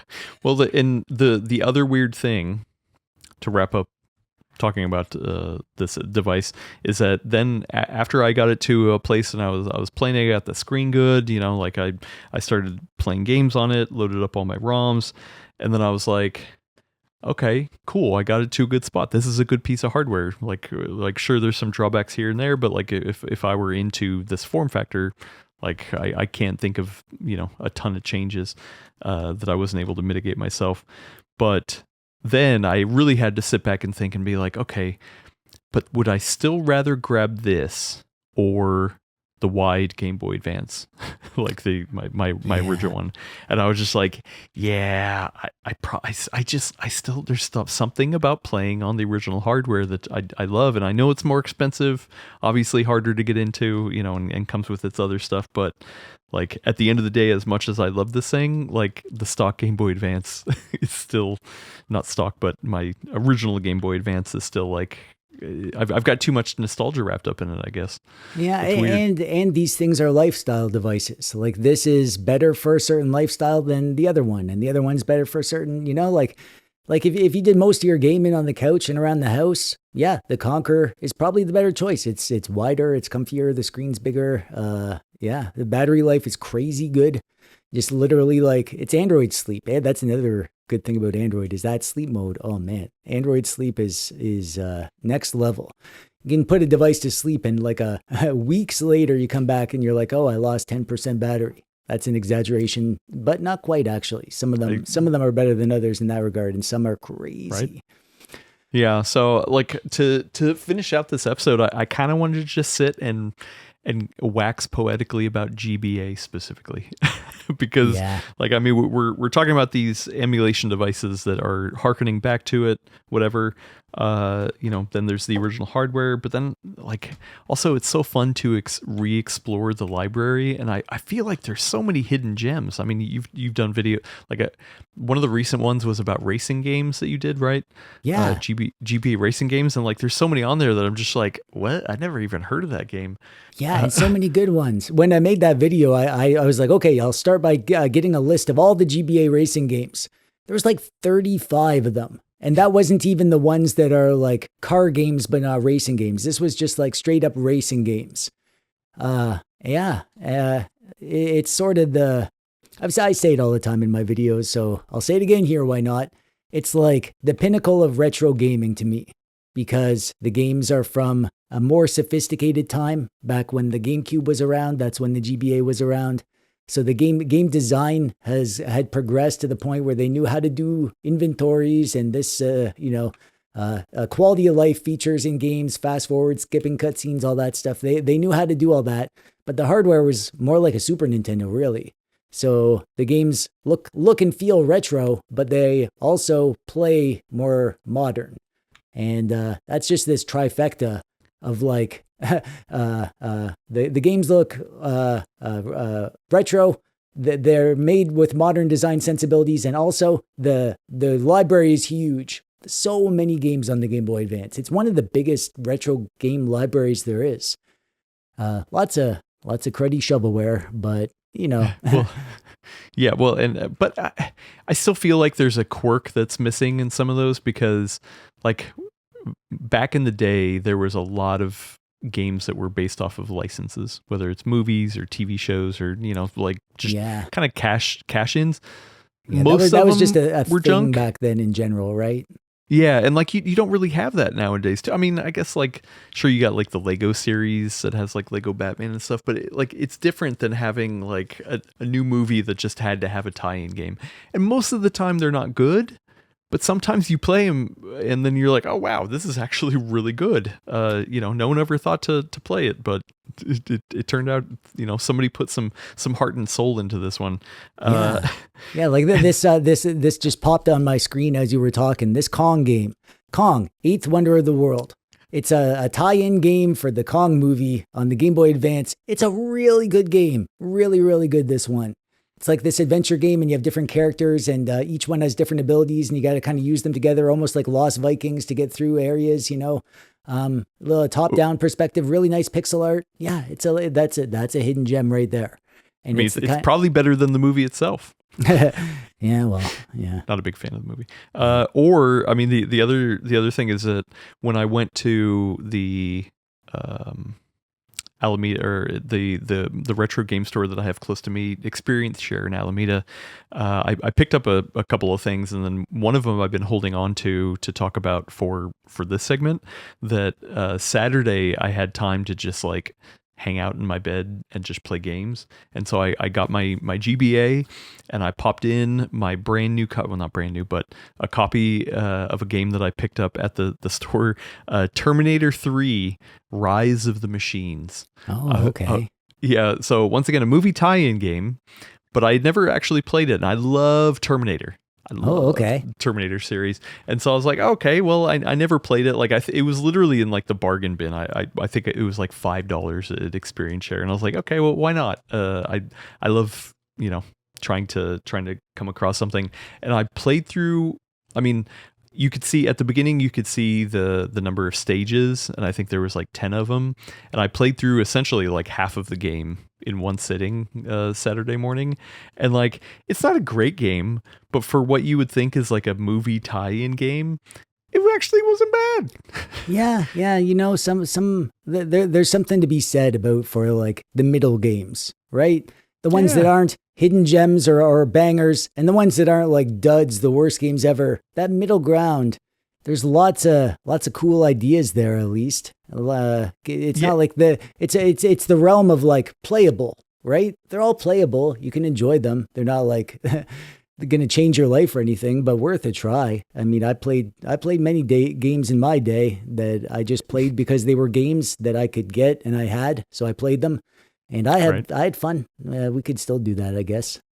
Yeah. Well, and the other thing too, I feel like, is that I don't think this game is official canon, but it has a lot of story, and it almost feels like a fanfic, right? Like it's trying to fill in some of the gaps in the story with whoever wrote it at the time. And it's not official, but it is kind of really interesting to see what these developers thought was an interesting part of the story and how that translates into a GBA game. Like, Yeah. I don't know. It's one of these isometric action. The GBA was great for these kind of games. Right? Yeah. Isometric. I mean, it's just a straightforward shooter. You're just going through different levels, and you got to find the key to get through the next part of the level. Talk to a guy, and he's like, "Oh, hey, we got to go over there and do this thing." Once again, not saying that this is like a great game, but yeah, I burned a couple hours on it, and I was like, "Okay, cool. This was a fun little romp." Got your And $5 worth. Oh, yeah, easily, yeah. And even though I don't have nostalgia for this game specifically, once again, it tied back to that nostalgia I have for this era of being able to just pick up a game and just, I don't know, experience it in a way that you just don't really experience too much anymore. Yeah. I mean, I guess there are a bunch of like Steam indie games maybe that you can come across that you're like, oh wow, barely anybody's reviewed this thing and it has heart and soul, but something about also the fact that it was a movie tie-in for a blockbuster movie at the time. Yeah. That's immediately what popped in my head as you were talking about that. Like Steam indie games, there's so many there. Lots of them are kind of but they're also cheap. So, but that the one thing that you touched on is the fact that we don't have bargain bins. Digging through a bargain bin. That is a lost tradition that probably is going to just be gone eventually entirely. And it's kind of sad. Yeah, because Experience Share does have like a little bargain bin for handheld stuff. So like cartridges, most of the stuff in there is just sports games. Of course. To tell you the truth, it's just like, oh, another Madden on the Game Boy or Game Boy Color, whichever one it was. The third best Madden. Right. But yeah, this one specifically, I was like, oh, okay, yeah, I'll take a shot on that one. There was another one. I had found a Castlevania Adventure, the first Castlevania game on Game Boy. It wasn't in the bargain, or maybe it was in the bargain. I can't remember, but like the actual cart itself was super messed up. So like it didn't have the actual label on it. Like it was all yellowed and like real grimy. Somebody had taken a Sharpie and just wrote Castlevania on it. So like that's why I think it was like maybe $10 because usually that game goes for a little bit more, but because of the quality of the cart. Yeah, I was like, oh yeah, I'll take it. Yeah. Man, but you're making me nostalgic for picking up carts and stuff. So rarely get a chance these days.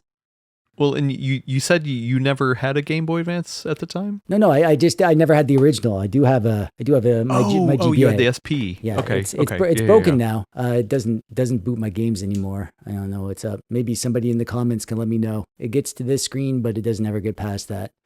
I'm guessing it's the reader. But it doesn't. It also doesn't read regular Game Boy games anymore either. So, could be the reader. Yeah.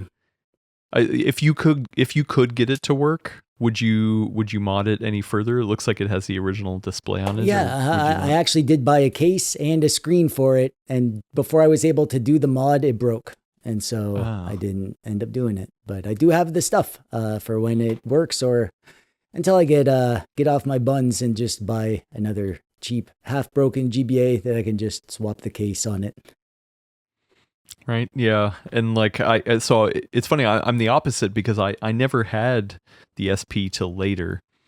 Like till after the system was dead. I think I found like a really good deal, like they like end of life it kind of thing. And I was like, oh, okay, cool. I'll grab the SP. It was the original one I had at pretty early to launch, and I had a little bit of disposable income.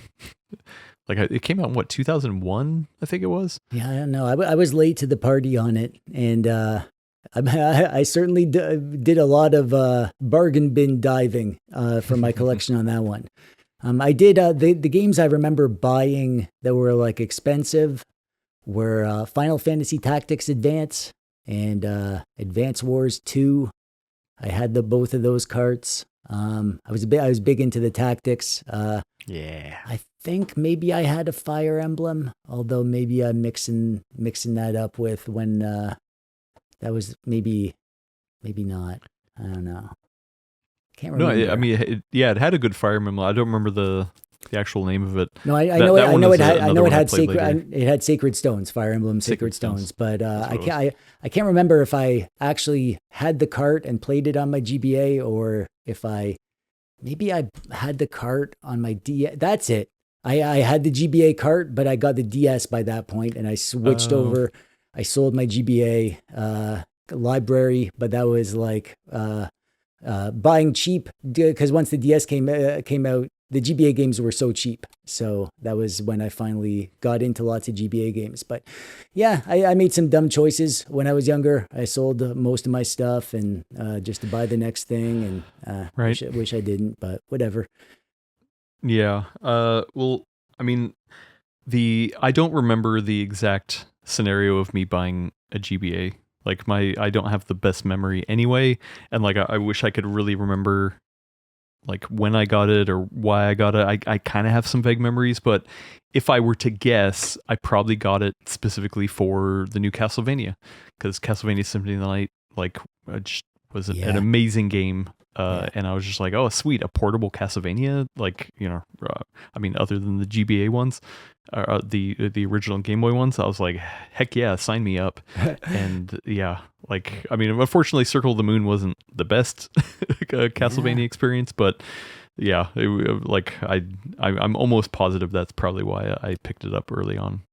Well, I think my origin story there is a lot more pathetic than yours because I remember being excited about the Duke Nukem game on the Game Boy Advance. Oh yeah, Shake it, baby. I actually did enjoy that. Like it's pretty bad by today's standards, and it's one of the worst Duke Nukem games. But back then, having a 3D Duke Nukem game in your pocket, that was enough. It didn't need to be the best Duke Nukem back then. Right. I mean, well, and I mean, it was because what was the subtitle? It was I mean, it was essentially Duke Nukem 3D, but like a I think it was just down. I think they just called it Duke Nukem Advance, didn't they? Yeah, I don't remember what they called it specifically, but up. I did load it up on my RG SP because I don't have a ROM of it. Whoops, and then I just throw it on the floor. There it goes. Sweet. Yeah.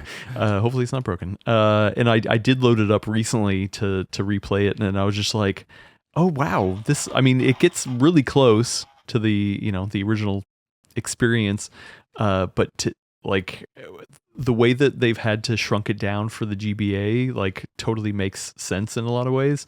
But I think it's more the handling of it for me, like having to move around where it's that weird, because it's first person, but you only have a D-pad, right? So like you're having to either move forward or backward or then left and right. Yeah, I think they did a pretty good job with what they had. I always used to say it's like Duke, but made in the Doom engine. Yes, that's a good way to say it. Yeah, they didn't really have enough processing power to do the full levels, because the build engine that they used for Duke 3D was pretty darn impressive for the time. Obviously, they don't have the power to do anything like that. So they gave us like the best, what do you call it? Like the best Doom WAD that was a Duke Nukem version of that or whatever. A Doom mod. And I guess I got it wrong now that I see you playing it. I totally forgot that I got it mixed up with playing Duke 3D on the Evercade, or not the Evercade, the Pocket, Super Pocket, whatever you were the talking handheld about version. that the week before last. Yeah, because I got that. So now that's what I was thinking of. That was playing on that. Duke Nukem Advance is like a different thing. I mean, the same thing applies for like the like the scheme of moving around. Like it's not perfect, but it's clunky. Yeah, what they were able to do is crazy.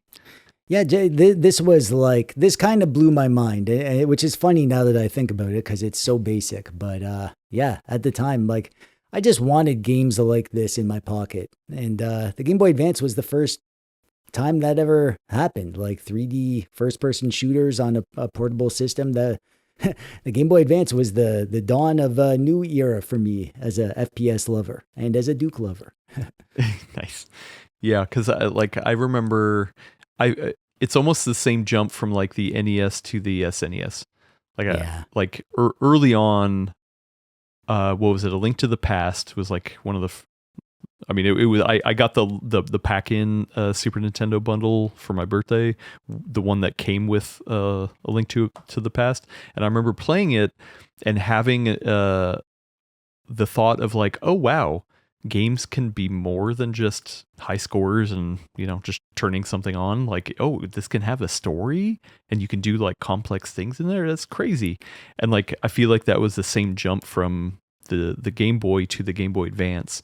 Whereas like a lot of the Game Boy games, there was some really good deep Game Boy games, but for the most part, it was pretty much kind of that original gaming kind of experience where GBA was like, oh no, check this out. You can actually have some deep gaming experiences on this.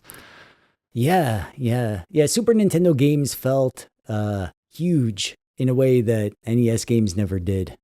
And the games that always felt advanced for me on the Game Boy Advance were the ones that felt like PC games. I always felt like the tactics games, like Advance Wars, that really felt like a PC game to me, especially because you can get in there with the map maker and make your own maps and create scenarios, and there was all the complexity there. Game Boy Advance there's almost no genre that it can't do, which is crazy considering how limited the hardware was. Right. I recently watched a video, and hopefully if I can find it in my history, I'll link down in the description, but it was somebody describing the different graphical modes of what the GBA could do.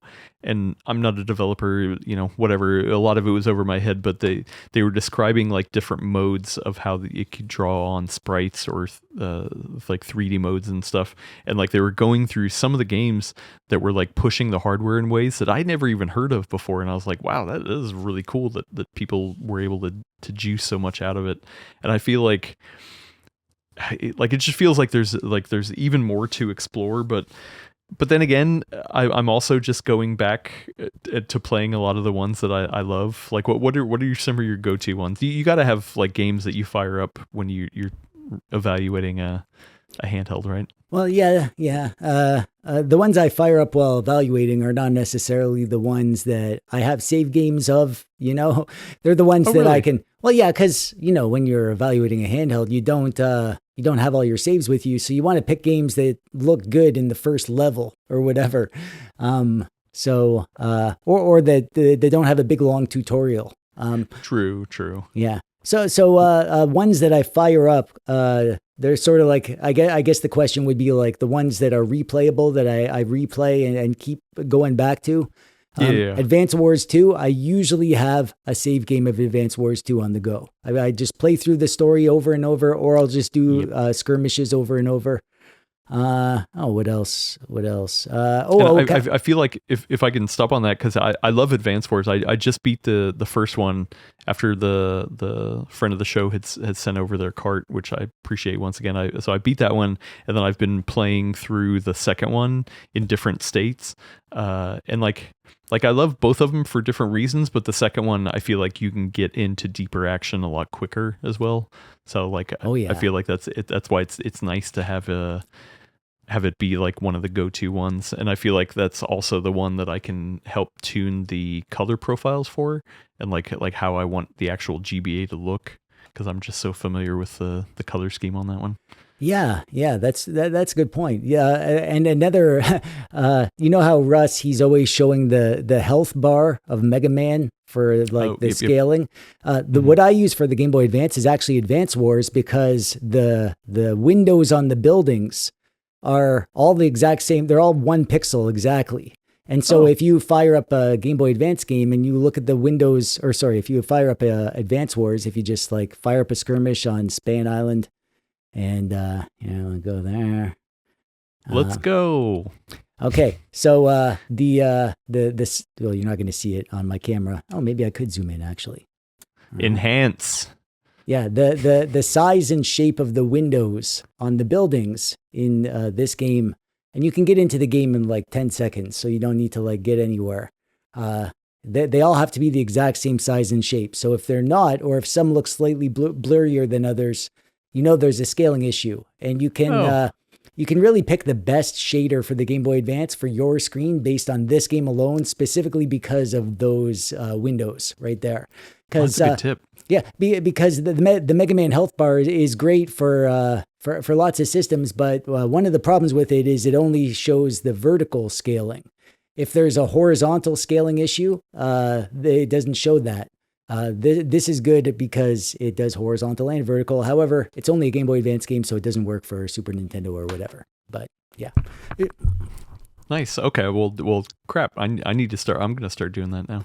Yeah, I'm stealing that from you. Although you don't have to do that on any pixel perfect GBA scaling device like the Flop Zizzle, because it is pixel perfect. It's glorious. Well, what other games are you firing up first? Oh man, I usually have a playthrough of Aria of Sorrow, although I've never beaten it. I have my main save on what is it? The 35XX Plus. I think that's where my main save is. I don't do the sync thing, by the way. I don't have a unified save game library. I usually just have my backup of my games with like a set in stone save collection. And then if I want to get further than that, I'll play it on a specific device. And then if I really am happy with that progress, I'll add that save to my thing.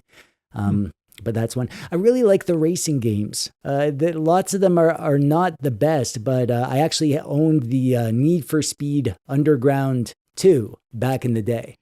And I don't know. People say it's terrible. Whenever I try to find people saying it's good, and I can't. Nobody says it's good, but I like it. I keep playing that one over and over. And maybe some of it is nostalgia, but yeah. Yeah, no, I think for me specifically for that game, or I mean, so it applies to some of the other Need for Speed games, is that it has the bigger brother version on the bigger console, right? Yeah. And it's like, oh, okay, it's got the same name, but then you load into it and it's a completely different experience. I mean, not completely. It might be the same in some ways. Maybe the graphical menu is somewhat similar. Maybe some of the racetracks are the same, but I feel like that one, it's almost like a alternate dimension.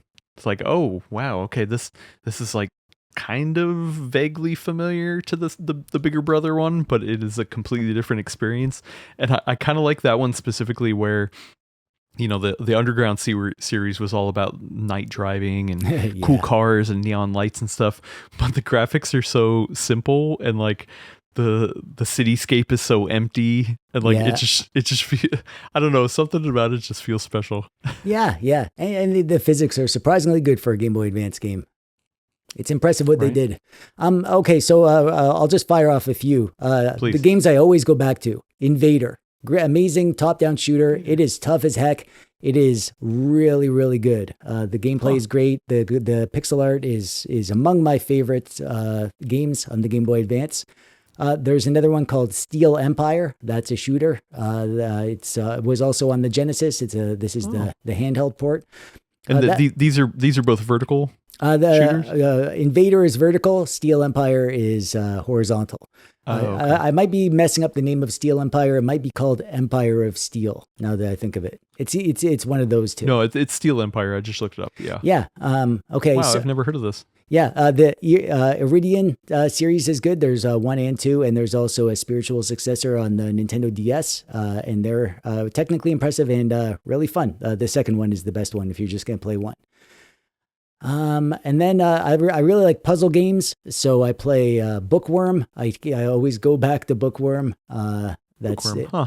Yeah, it's like a letter. You combine the letters to make words, kind of thing. Like a Scrabble kind of thing, or it's like here. I'll just show you the screen. You'll see the screenshot and be like, oh, okay, I get it. Bookworm. There it is. There you go. You combine you combine the letters to make words. Yeah. Got it. Yeah, I can't think of the name of that, like the popular version of that. But are you like a fan of the any of the Super Mario stuff, or the big Nintendo titles like F-Zero or Mario Kart or anything? Oh yeah, yeah. My favorite Mario Kart is on the Game Boy Advance Super Circuit. Oh really? That's my my favorite one. Interesting. Yeah, because like I was saying, I like retro vibes. I like my retro games. I want my games to feel retro. That is the pinnacle of the true retro Mario Kart. The Nintendo 64, the realm of 3D. That's a different realm. It's not the classic retro era, pixel based Mode 7 style. And Super Circuit is so good. It's got so many tracks in it, and there's so much to unlock, and it almost feels like one of those forever games. It takes forever to unlock everything and get everything, and then beyond that, you can just play it forever because it's just Mario Kart. You can just keep playing and playing, and it's always going to be fun. Always going to be a little different. Yeah, I was more of an F-Zero guy. Yeah. No, I do like I do like F-Zero. I find the ones on the Game Boy Advance, they're almost too hard for me. They're really hard. They are really hard. Yeah, I stink at those games. Yeah, I'm not good either. Yeah. And then there's this. This is one of the first. This game inspired me to make my first GBA Hidden Gems video. It's called Sea Trader of Taipan. And this one, it feels like a PC game, like what we were talking about. It feels almost like a Sid Meier's Pirates kind of thing. You go around between ports. You're buying goods and taking them between ports and delivering them. It almost has like a grand strategy aspect to it, though, because little events can happen as you're sailing between the ports. It's not like there's no action in the game at all. It's all just kind of it's like real time, but you're not really like actioning things around. It's like time passes as you're moving between the ports kind of thing. This one's so good. So good. And wow. I found that and I was like, I had no idea a game like this existed. The only reason I fired it up was because the screenshot looked nice. And I got sucked in. I was obsessed with this for like a week. I couldn't stop thinking about it as I was like working on videos. I just wanted to go back and play this one. And I was like, that was one of my early experiences wanting to explore all the weird little hidden gems of the GBA library. Right. Yeah. Yeah. I mean, but like I've never heard of any of these games you mentioned. Steel Empire, what was the other one? Sea Trader, Rise of Taipan. Sea Trader, Rise of Taipan. Invader, that was one I mentioned. Invader, yeah, it's just crazy that there's so many. Like I feel like I don't have a ton of like hidden gem ones like that. Like most of mine are pretty well known. Like I mean Max Payne, I cannot imagine. One. Oh, it's crazy how much I love that one. Yeah, yeah. That I guess so. I did have that one back in the day as well. Oh, and Tony Hawk's, the Tony Hawk's games on the GBA. Oh, forget it. They were so impressive. They played so much like the console ones. It was crazy. Yeah, super wild. I mean the other one that I think of too that I have only tried out recently. I don't know if you've tried it out, but it was oh my goodness, the cover shooter, not Gears of War, but Kill Switch. Kill Switch, like yes, thank you. Yeah. Like I was surprised because I was looking around for games and it popped up on many lists of people calling it a hidden gem, and I was like, what? It can't be that good. And then I was like, oh wow, they were able to do like a run and gun cover based shooter on the Game Boy Advance. That's crazy. That's one of those ones that it almost feels more like a PS1 game or something. Right? Yeah. Yeah.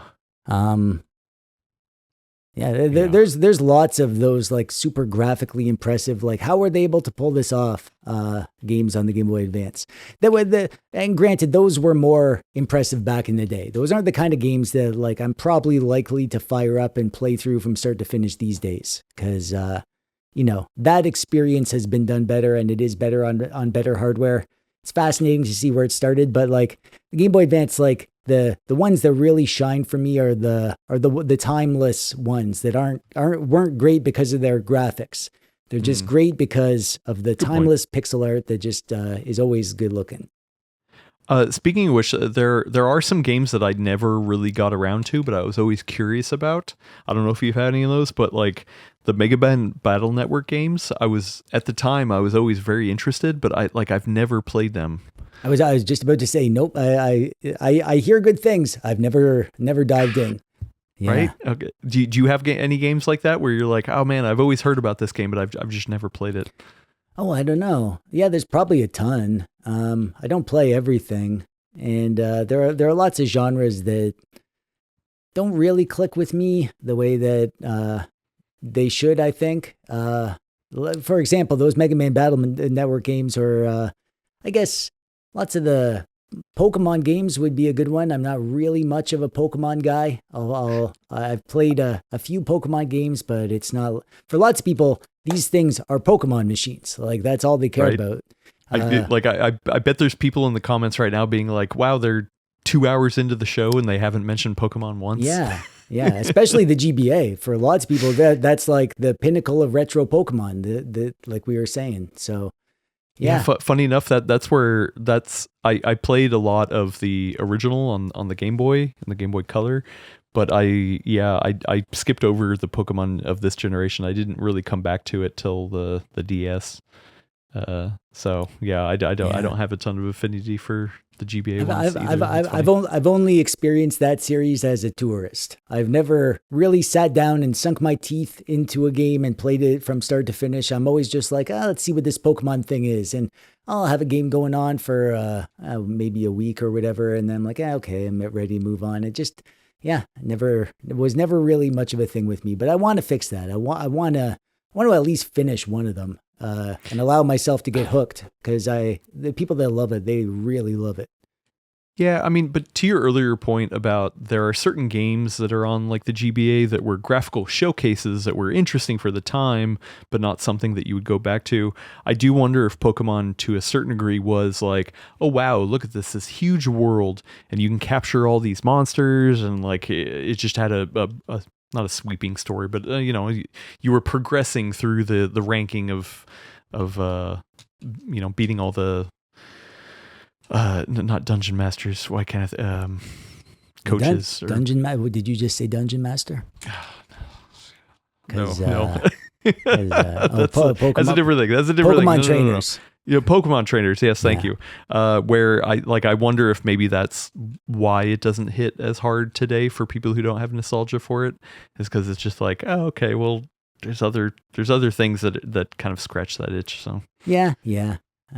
It's also a hard one to get into because there's so much in it. The people who've been playing it, they've been playing it forever. So, every new game or generation comes along, or whatever it is in that world, and they add all these new characters, and now this one turns into this one, and it's crazy because this one beats this one. Or it's like coming into it as a latecomer. There's so much there that is just it's hard to wrap my head around. But that at least I will say that I always have fun when I do try it. The actual core gameplay is a fun game. It's built on top of a really addictive, just turn-based role-playing game, and it's hard to find fault when it just does the basics so right.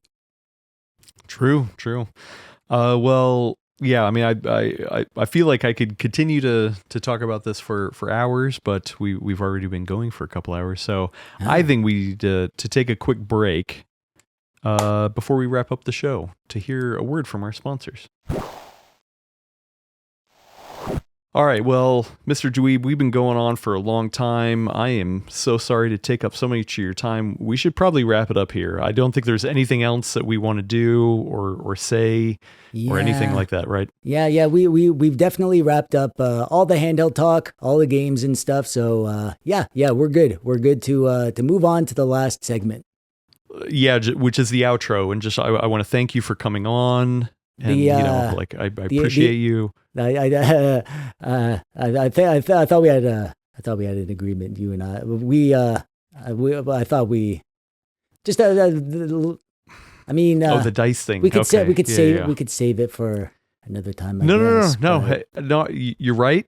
I don't know if I committed fully at the beginning, but but hey, you know what? I've got 5 minutes. How about 5 minutes? All right, I can do that. I 5 can put minutes. on. Can you do a whole D&D campaign in 5 minutes? I wouldn't say a campaign, but I can do a something. We'll see how far we get. It might end on a cliffhanger, though. That's always fun. Oh, okay. So what do I need to learn to get started? Oh, nothing. Let me just be right back. I got a little something. Welcome to Eldragorath, the thousand-spirited city of eternal wonder, where griffins circle crystal towers, enchanted fountains sing ancient prophecies, and the harbor smells overwhelmingly of fish. You, Adam Patrick Murray, or should I say, oh, hang on. What's your character's name?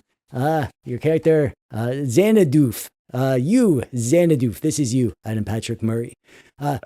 Yeah, I see a striking resemblance. That's crazy. Well, so I sent you your character sheet. I don't know if you got a chance to look it over there.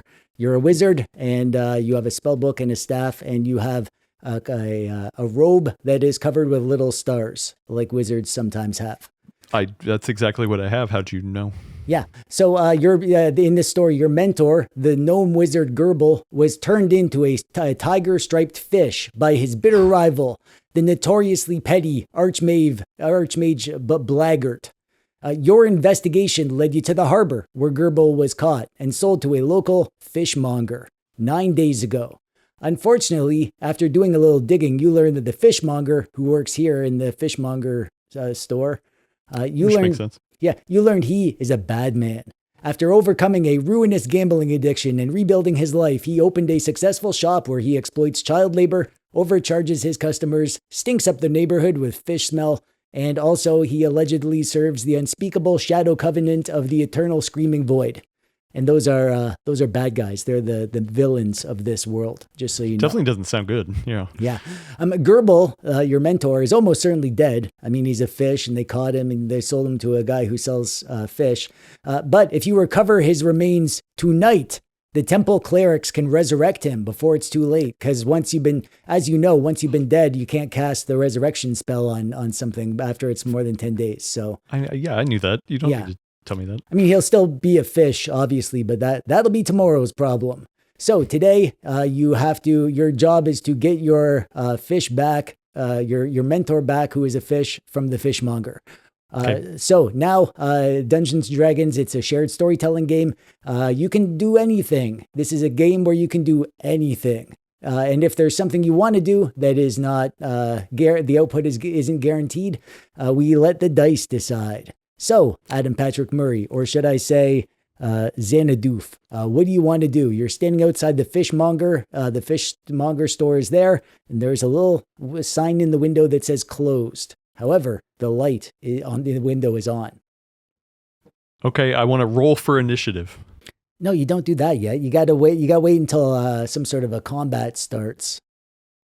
I can't just roll right now? Well, you have initiative. It's just you. The initiative is a contest between you and someone else who gets to act first.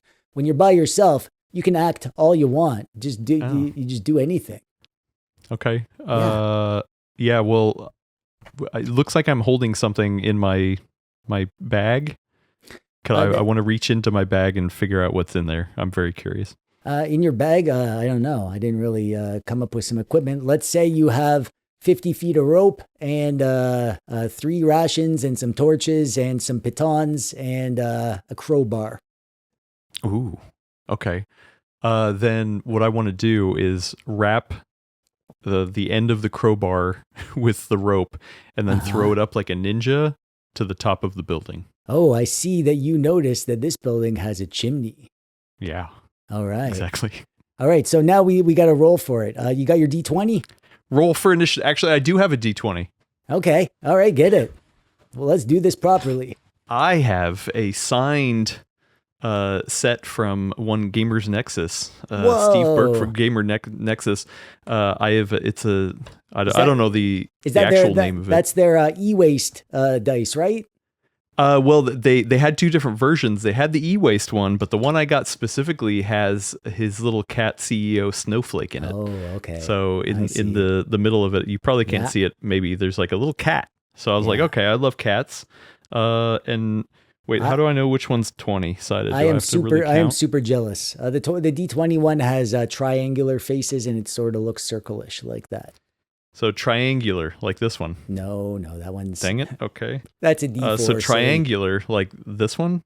No, that's not quite triangles. So triangular, like this one? No, I'm kidding. I have the D20 here. All right.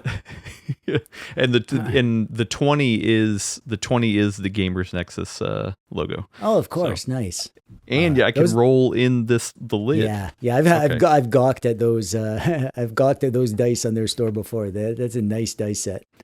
It's literally the only dice I have. Okay, so your dice are nicer than mine. Hope you're happy. What am I trying to roll for? So you are going to do a dexterity check to see if you can dexterously hook that crowbar onto the chimney. So you're going to roll your D20 and add your dexterity modifier, which is -2. However, I'm going to set the difficulty as 9. This is a relatively easy thing. So you're going to roll that D20, subtract 2, and you have to get at least 9. Do it. Okay. Yeah, man, let's do it. I got 20. Did you really? I really did. Yeah. Oh, that's what we call a critical success. That is critical. That is a natural 20. And that means that not only does the thing happen, it happens in the best possible way. So, nice. So I'm going to say that you throw that crowbar with a rope up. It not only gets to exactly where you want it on the chimney, it also goes right down into the chimney and it pulls you along with it. Whoa, you go right inside the house. Yes. And you are on the top floor. So that's the top floor. I know I can't put you up there right now, but that's the top floor. That's where I'm at. Yeah, you can hear some noises coming from below. You can hear. So there's nobody in the bed. Nobody in the bed upstairs, but you can hear some a man humming gently to himself, and between little rhythmic hums, you hear the smack of a cleaver on a chunk of wood and the wet squelch of some fleshy thing being cut up. Okay. All right, now what would you like to do? Yeah, you're inside there. So I'm trying to get the fish, which is my mentor. That's right. Yeah, it's somewhere in this fishmonger's place. Okay, is there a door? You can see that you're in a dark attic area, bedroom sort of thing, and there is a little hatch over there, and there's light coming up from underneath there. Okay. That's right can I go over the hatch and see if there's like a lock on it or something? Oh no, it's open. It's open, and it looks like it's the kind of. Let's say there's a little ladder that goes down there. So this is how he gets up there. He climbs his ladder to his bedroom up there, and you're up there, but he doesn't know you're there because of that natural 20. Ooh, nice. Perfect. Okay. One last question. Does he have any visible CRTs, like really good working condition CRTs in his room? Adam, come on. This is like a medieval world. There's no. Oh, okay. No. I had to check, not anyway. Yeah. Okay, then think like Lord of the Rings or Game of Thrones, right? If they did have CRTs, they'd probably be made of like wood and crystals or something. Like a cheese wheel. Yeah. Okay. What I want to do is lay down on the floor and stick my head like down over the edge, kind of like the cat that watches you masturbate, just so I can see what's going on down there. All right. So now we're going to do a stealth check. And for that, you're going to roll your D20 and you're going to do -2 to that because you're not very dexterous. You're not very good. Yeah. You're pretty terrible at it. However, I'm going to set that against his wisdom, and he has a wisdom of 0. So that'll just be a DC of 10, difficulty of 10. So you have to get 10 on your stealth check. Oh boy. Okay. Here we go. 11. Oh, did you subtract the 1? No. The 2. 11. The 2. You got to subtract 2. Okay. Well, then I got 9. 9. That's just not enough. So, as you peek your head around the corner, You can hear him humming and smacking his little cleaver down on some fish guts and chunks of fish. And he stops, and then he turns and looks at you, and he locks eyes with you. And he says, "Hey, you there. What the heck are you doing in my bedroom? That's my place where I go to be alone with my feelings. How dare you spoil my feelings?" That's you up there. Yeah, and I say, "Dad, is that you?" He says, "What are you talking about? I don't got no kids." Yeah, well, I'm looking for my dad. I heard he lives here and he has a present for me. Well, there's no dads here. Just me and my fish in my bedroom that you're in. Now get out of here, you freeloader, before I use my fish cutting knife on you. Okay, well, you might not be my dad, but I'm still hoping to get a present. So maybe I could just take that fish over there that looks like my mentor.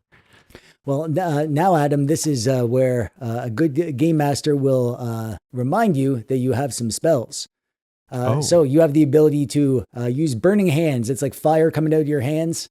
Okay. You have Charm Person, which lets you kind of like, cast magical like me powers, and maybe he'll be more likely to like you. And you can also detect magic. You can detect if there's anything magical. I want to try to charm him to make him believe that he's my dad. That's a great idea. All right, you go ahead and do it. So you're going to roll your D20, and the difficulty is 11. And you're going to add your intelligence, which is -1. Oh, you have a terrible character, by the way. You're almost... Everything's minus.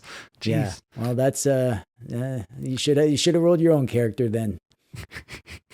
Okay, wait. Sorry, say that again. What do I need to get? You roll that D20 and you subtract 1, and you got to get 11. Oh man. Okay. Oh, I got 9. All right. So it did not work. All right. So you twinkle your fingers like this as you give him your harebrained plan about what you think is going to go down, and he looks at you and he says, "What do you think? I'm an idiot? I ain't falling for that. Get down here so I can punch you and kick you out of my store." Okay, but you got to give me points for trying at least, right? I'll give you a punch in the face for being stupid. How about that? Huh? Okay, well no, I would rather not do that. How about I give you the stick that I'm holding, the staff, in exchange for this fish over there. Like the fish, it's old, it's smelly, it's grimy. The staff it's wood. It's really nice piece of wood. He squints his eyes at you and says, "What do I want with a dumb old stick?" No, this is a redwood from the forest over there. Like it's really good. It's like aged appropriately, and I've handled it, so it's got a good patina on it. And it'll treat you well. You can hit other intruders with it if they come in. He's kind of nodding as if you're almost getting through to him. Let's try to do a persuasion check here. Ooh, okay. And for this, we add your charisma. And lucky for you, your charisma is only -1. Yeah. Oh, that's not, okay. It's not as bad as your dexterity, is what I'm saying. Okay. Yeah. Wait, so what do I need to get? Sorry. I'm going to say, let's do this against his wisdom, which is 0. So that'll just be 10. Oh, okay. Okay, man. Wow. He's losing his patience, though, if this doesn't go well. It kind of landed on the edge. Oh, we say it's cocked. You got to re-roll it in that case. Re-roll. Okay. Yeah. 3. All right. He says, "All right, I've lost my patience. I'm coming up there. Get ready for a punching." Can I shut the door? It's not a door. It's just sort of like a hole with a ladder going down. Maybe you can move the bed in front of it. But actually, when his head pops up, can I hit him with the stick and say, "See, I told you could have defended yourself like this"? Yeah, you absolutely can. Okay, so this is called preparing an action. So it doesn't matter who goes first because you're going to go do something that kind of fires off under a condition.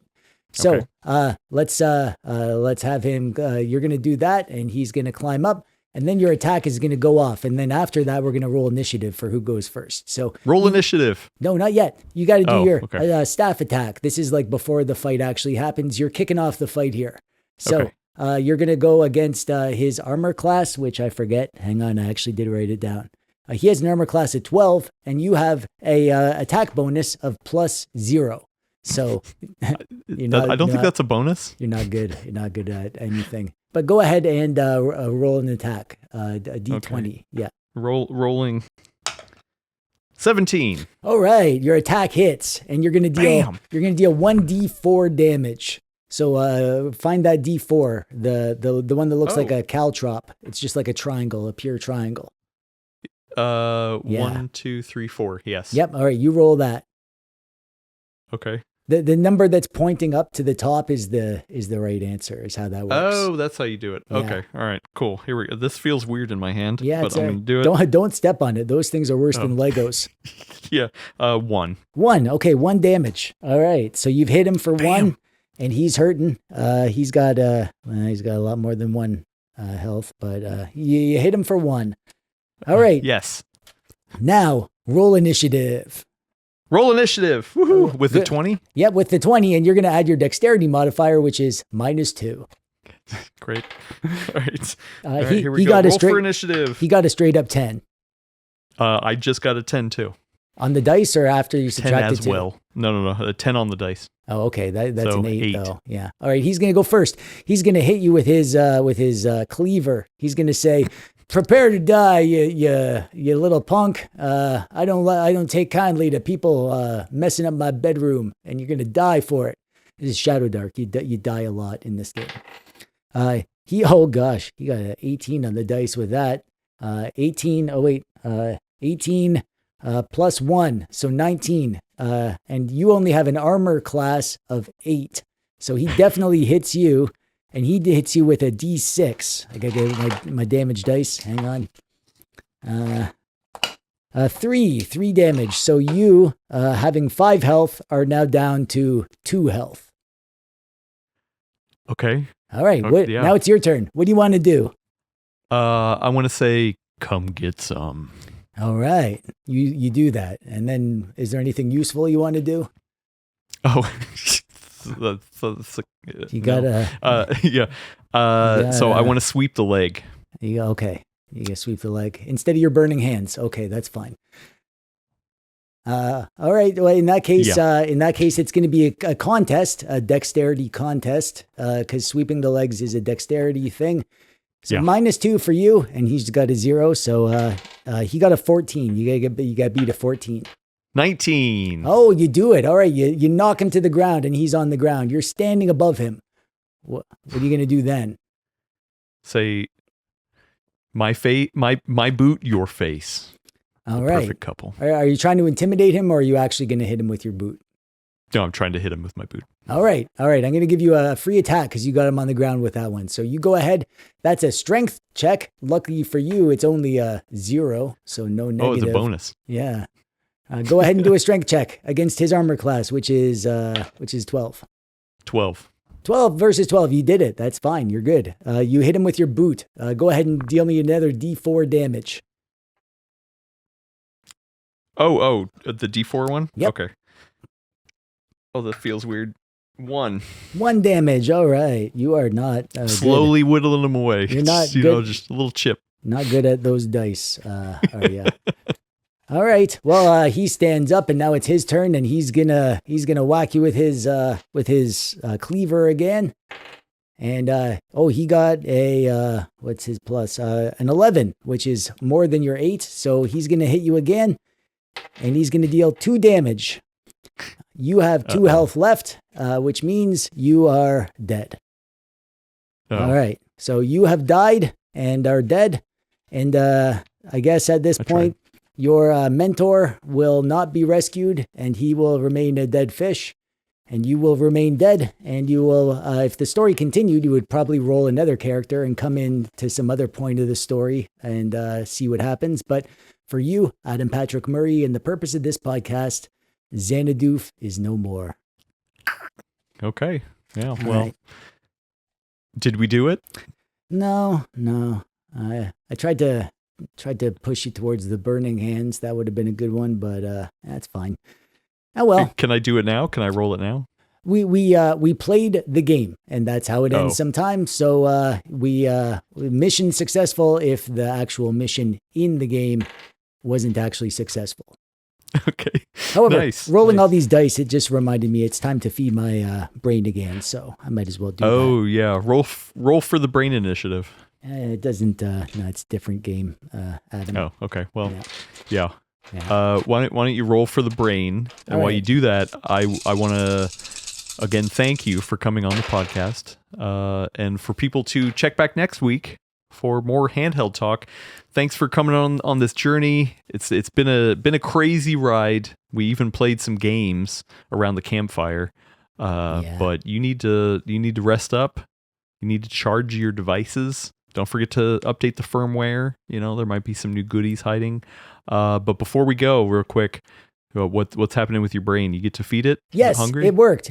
So I successfully fed it, and I get to put a marker on the food, so it has 2 food. It's got 2 brain fog, so I got to deal with that before the end of the day. But if it all goes well, hopefully tomorrow he'll wake up content, and that's a lot better than waking up troubled, because it just doesn't go well when you do that.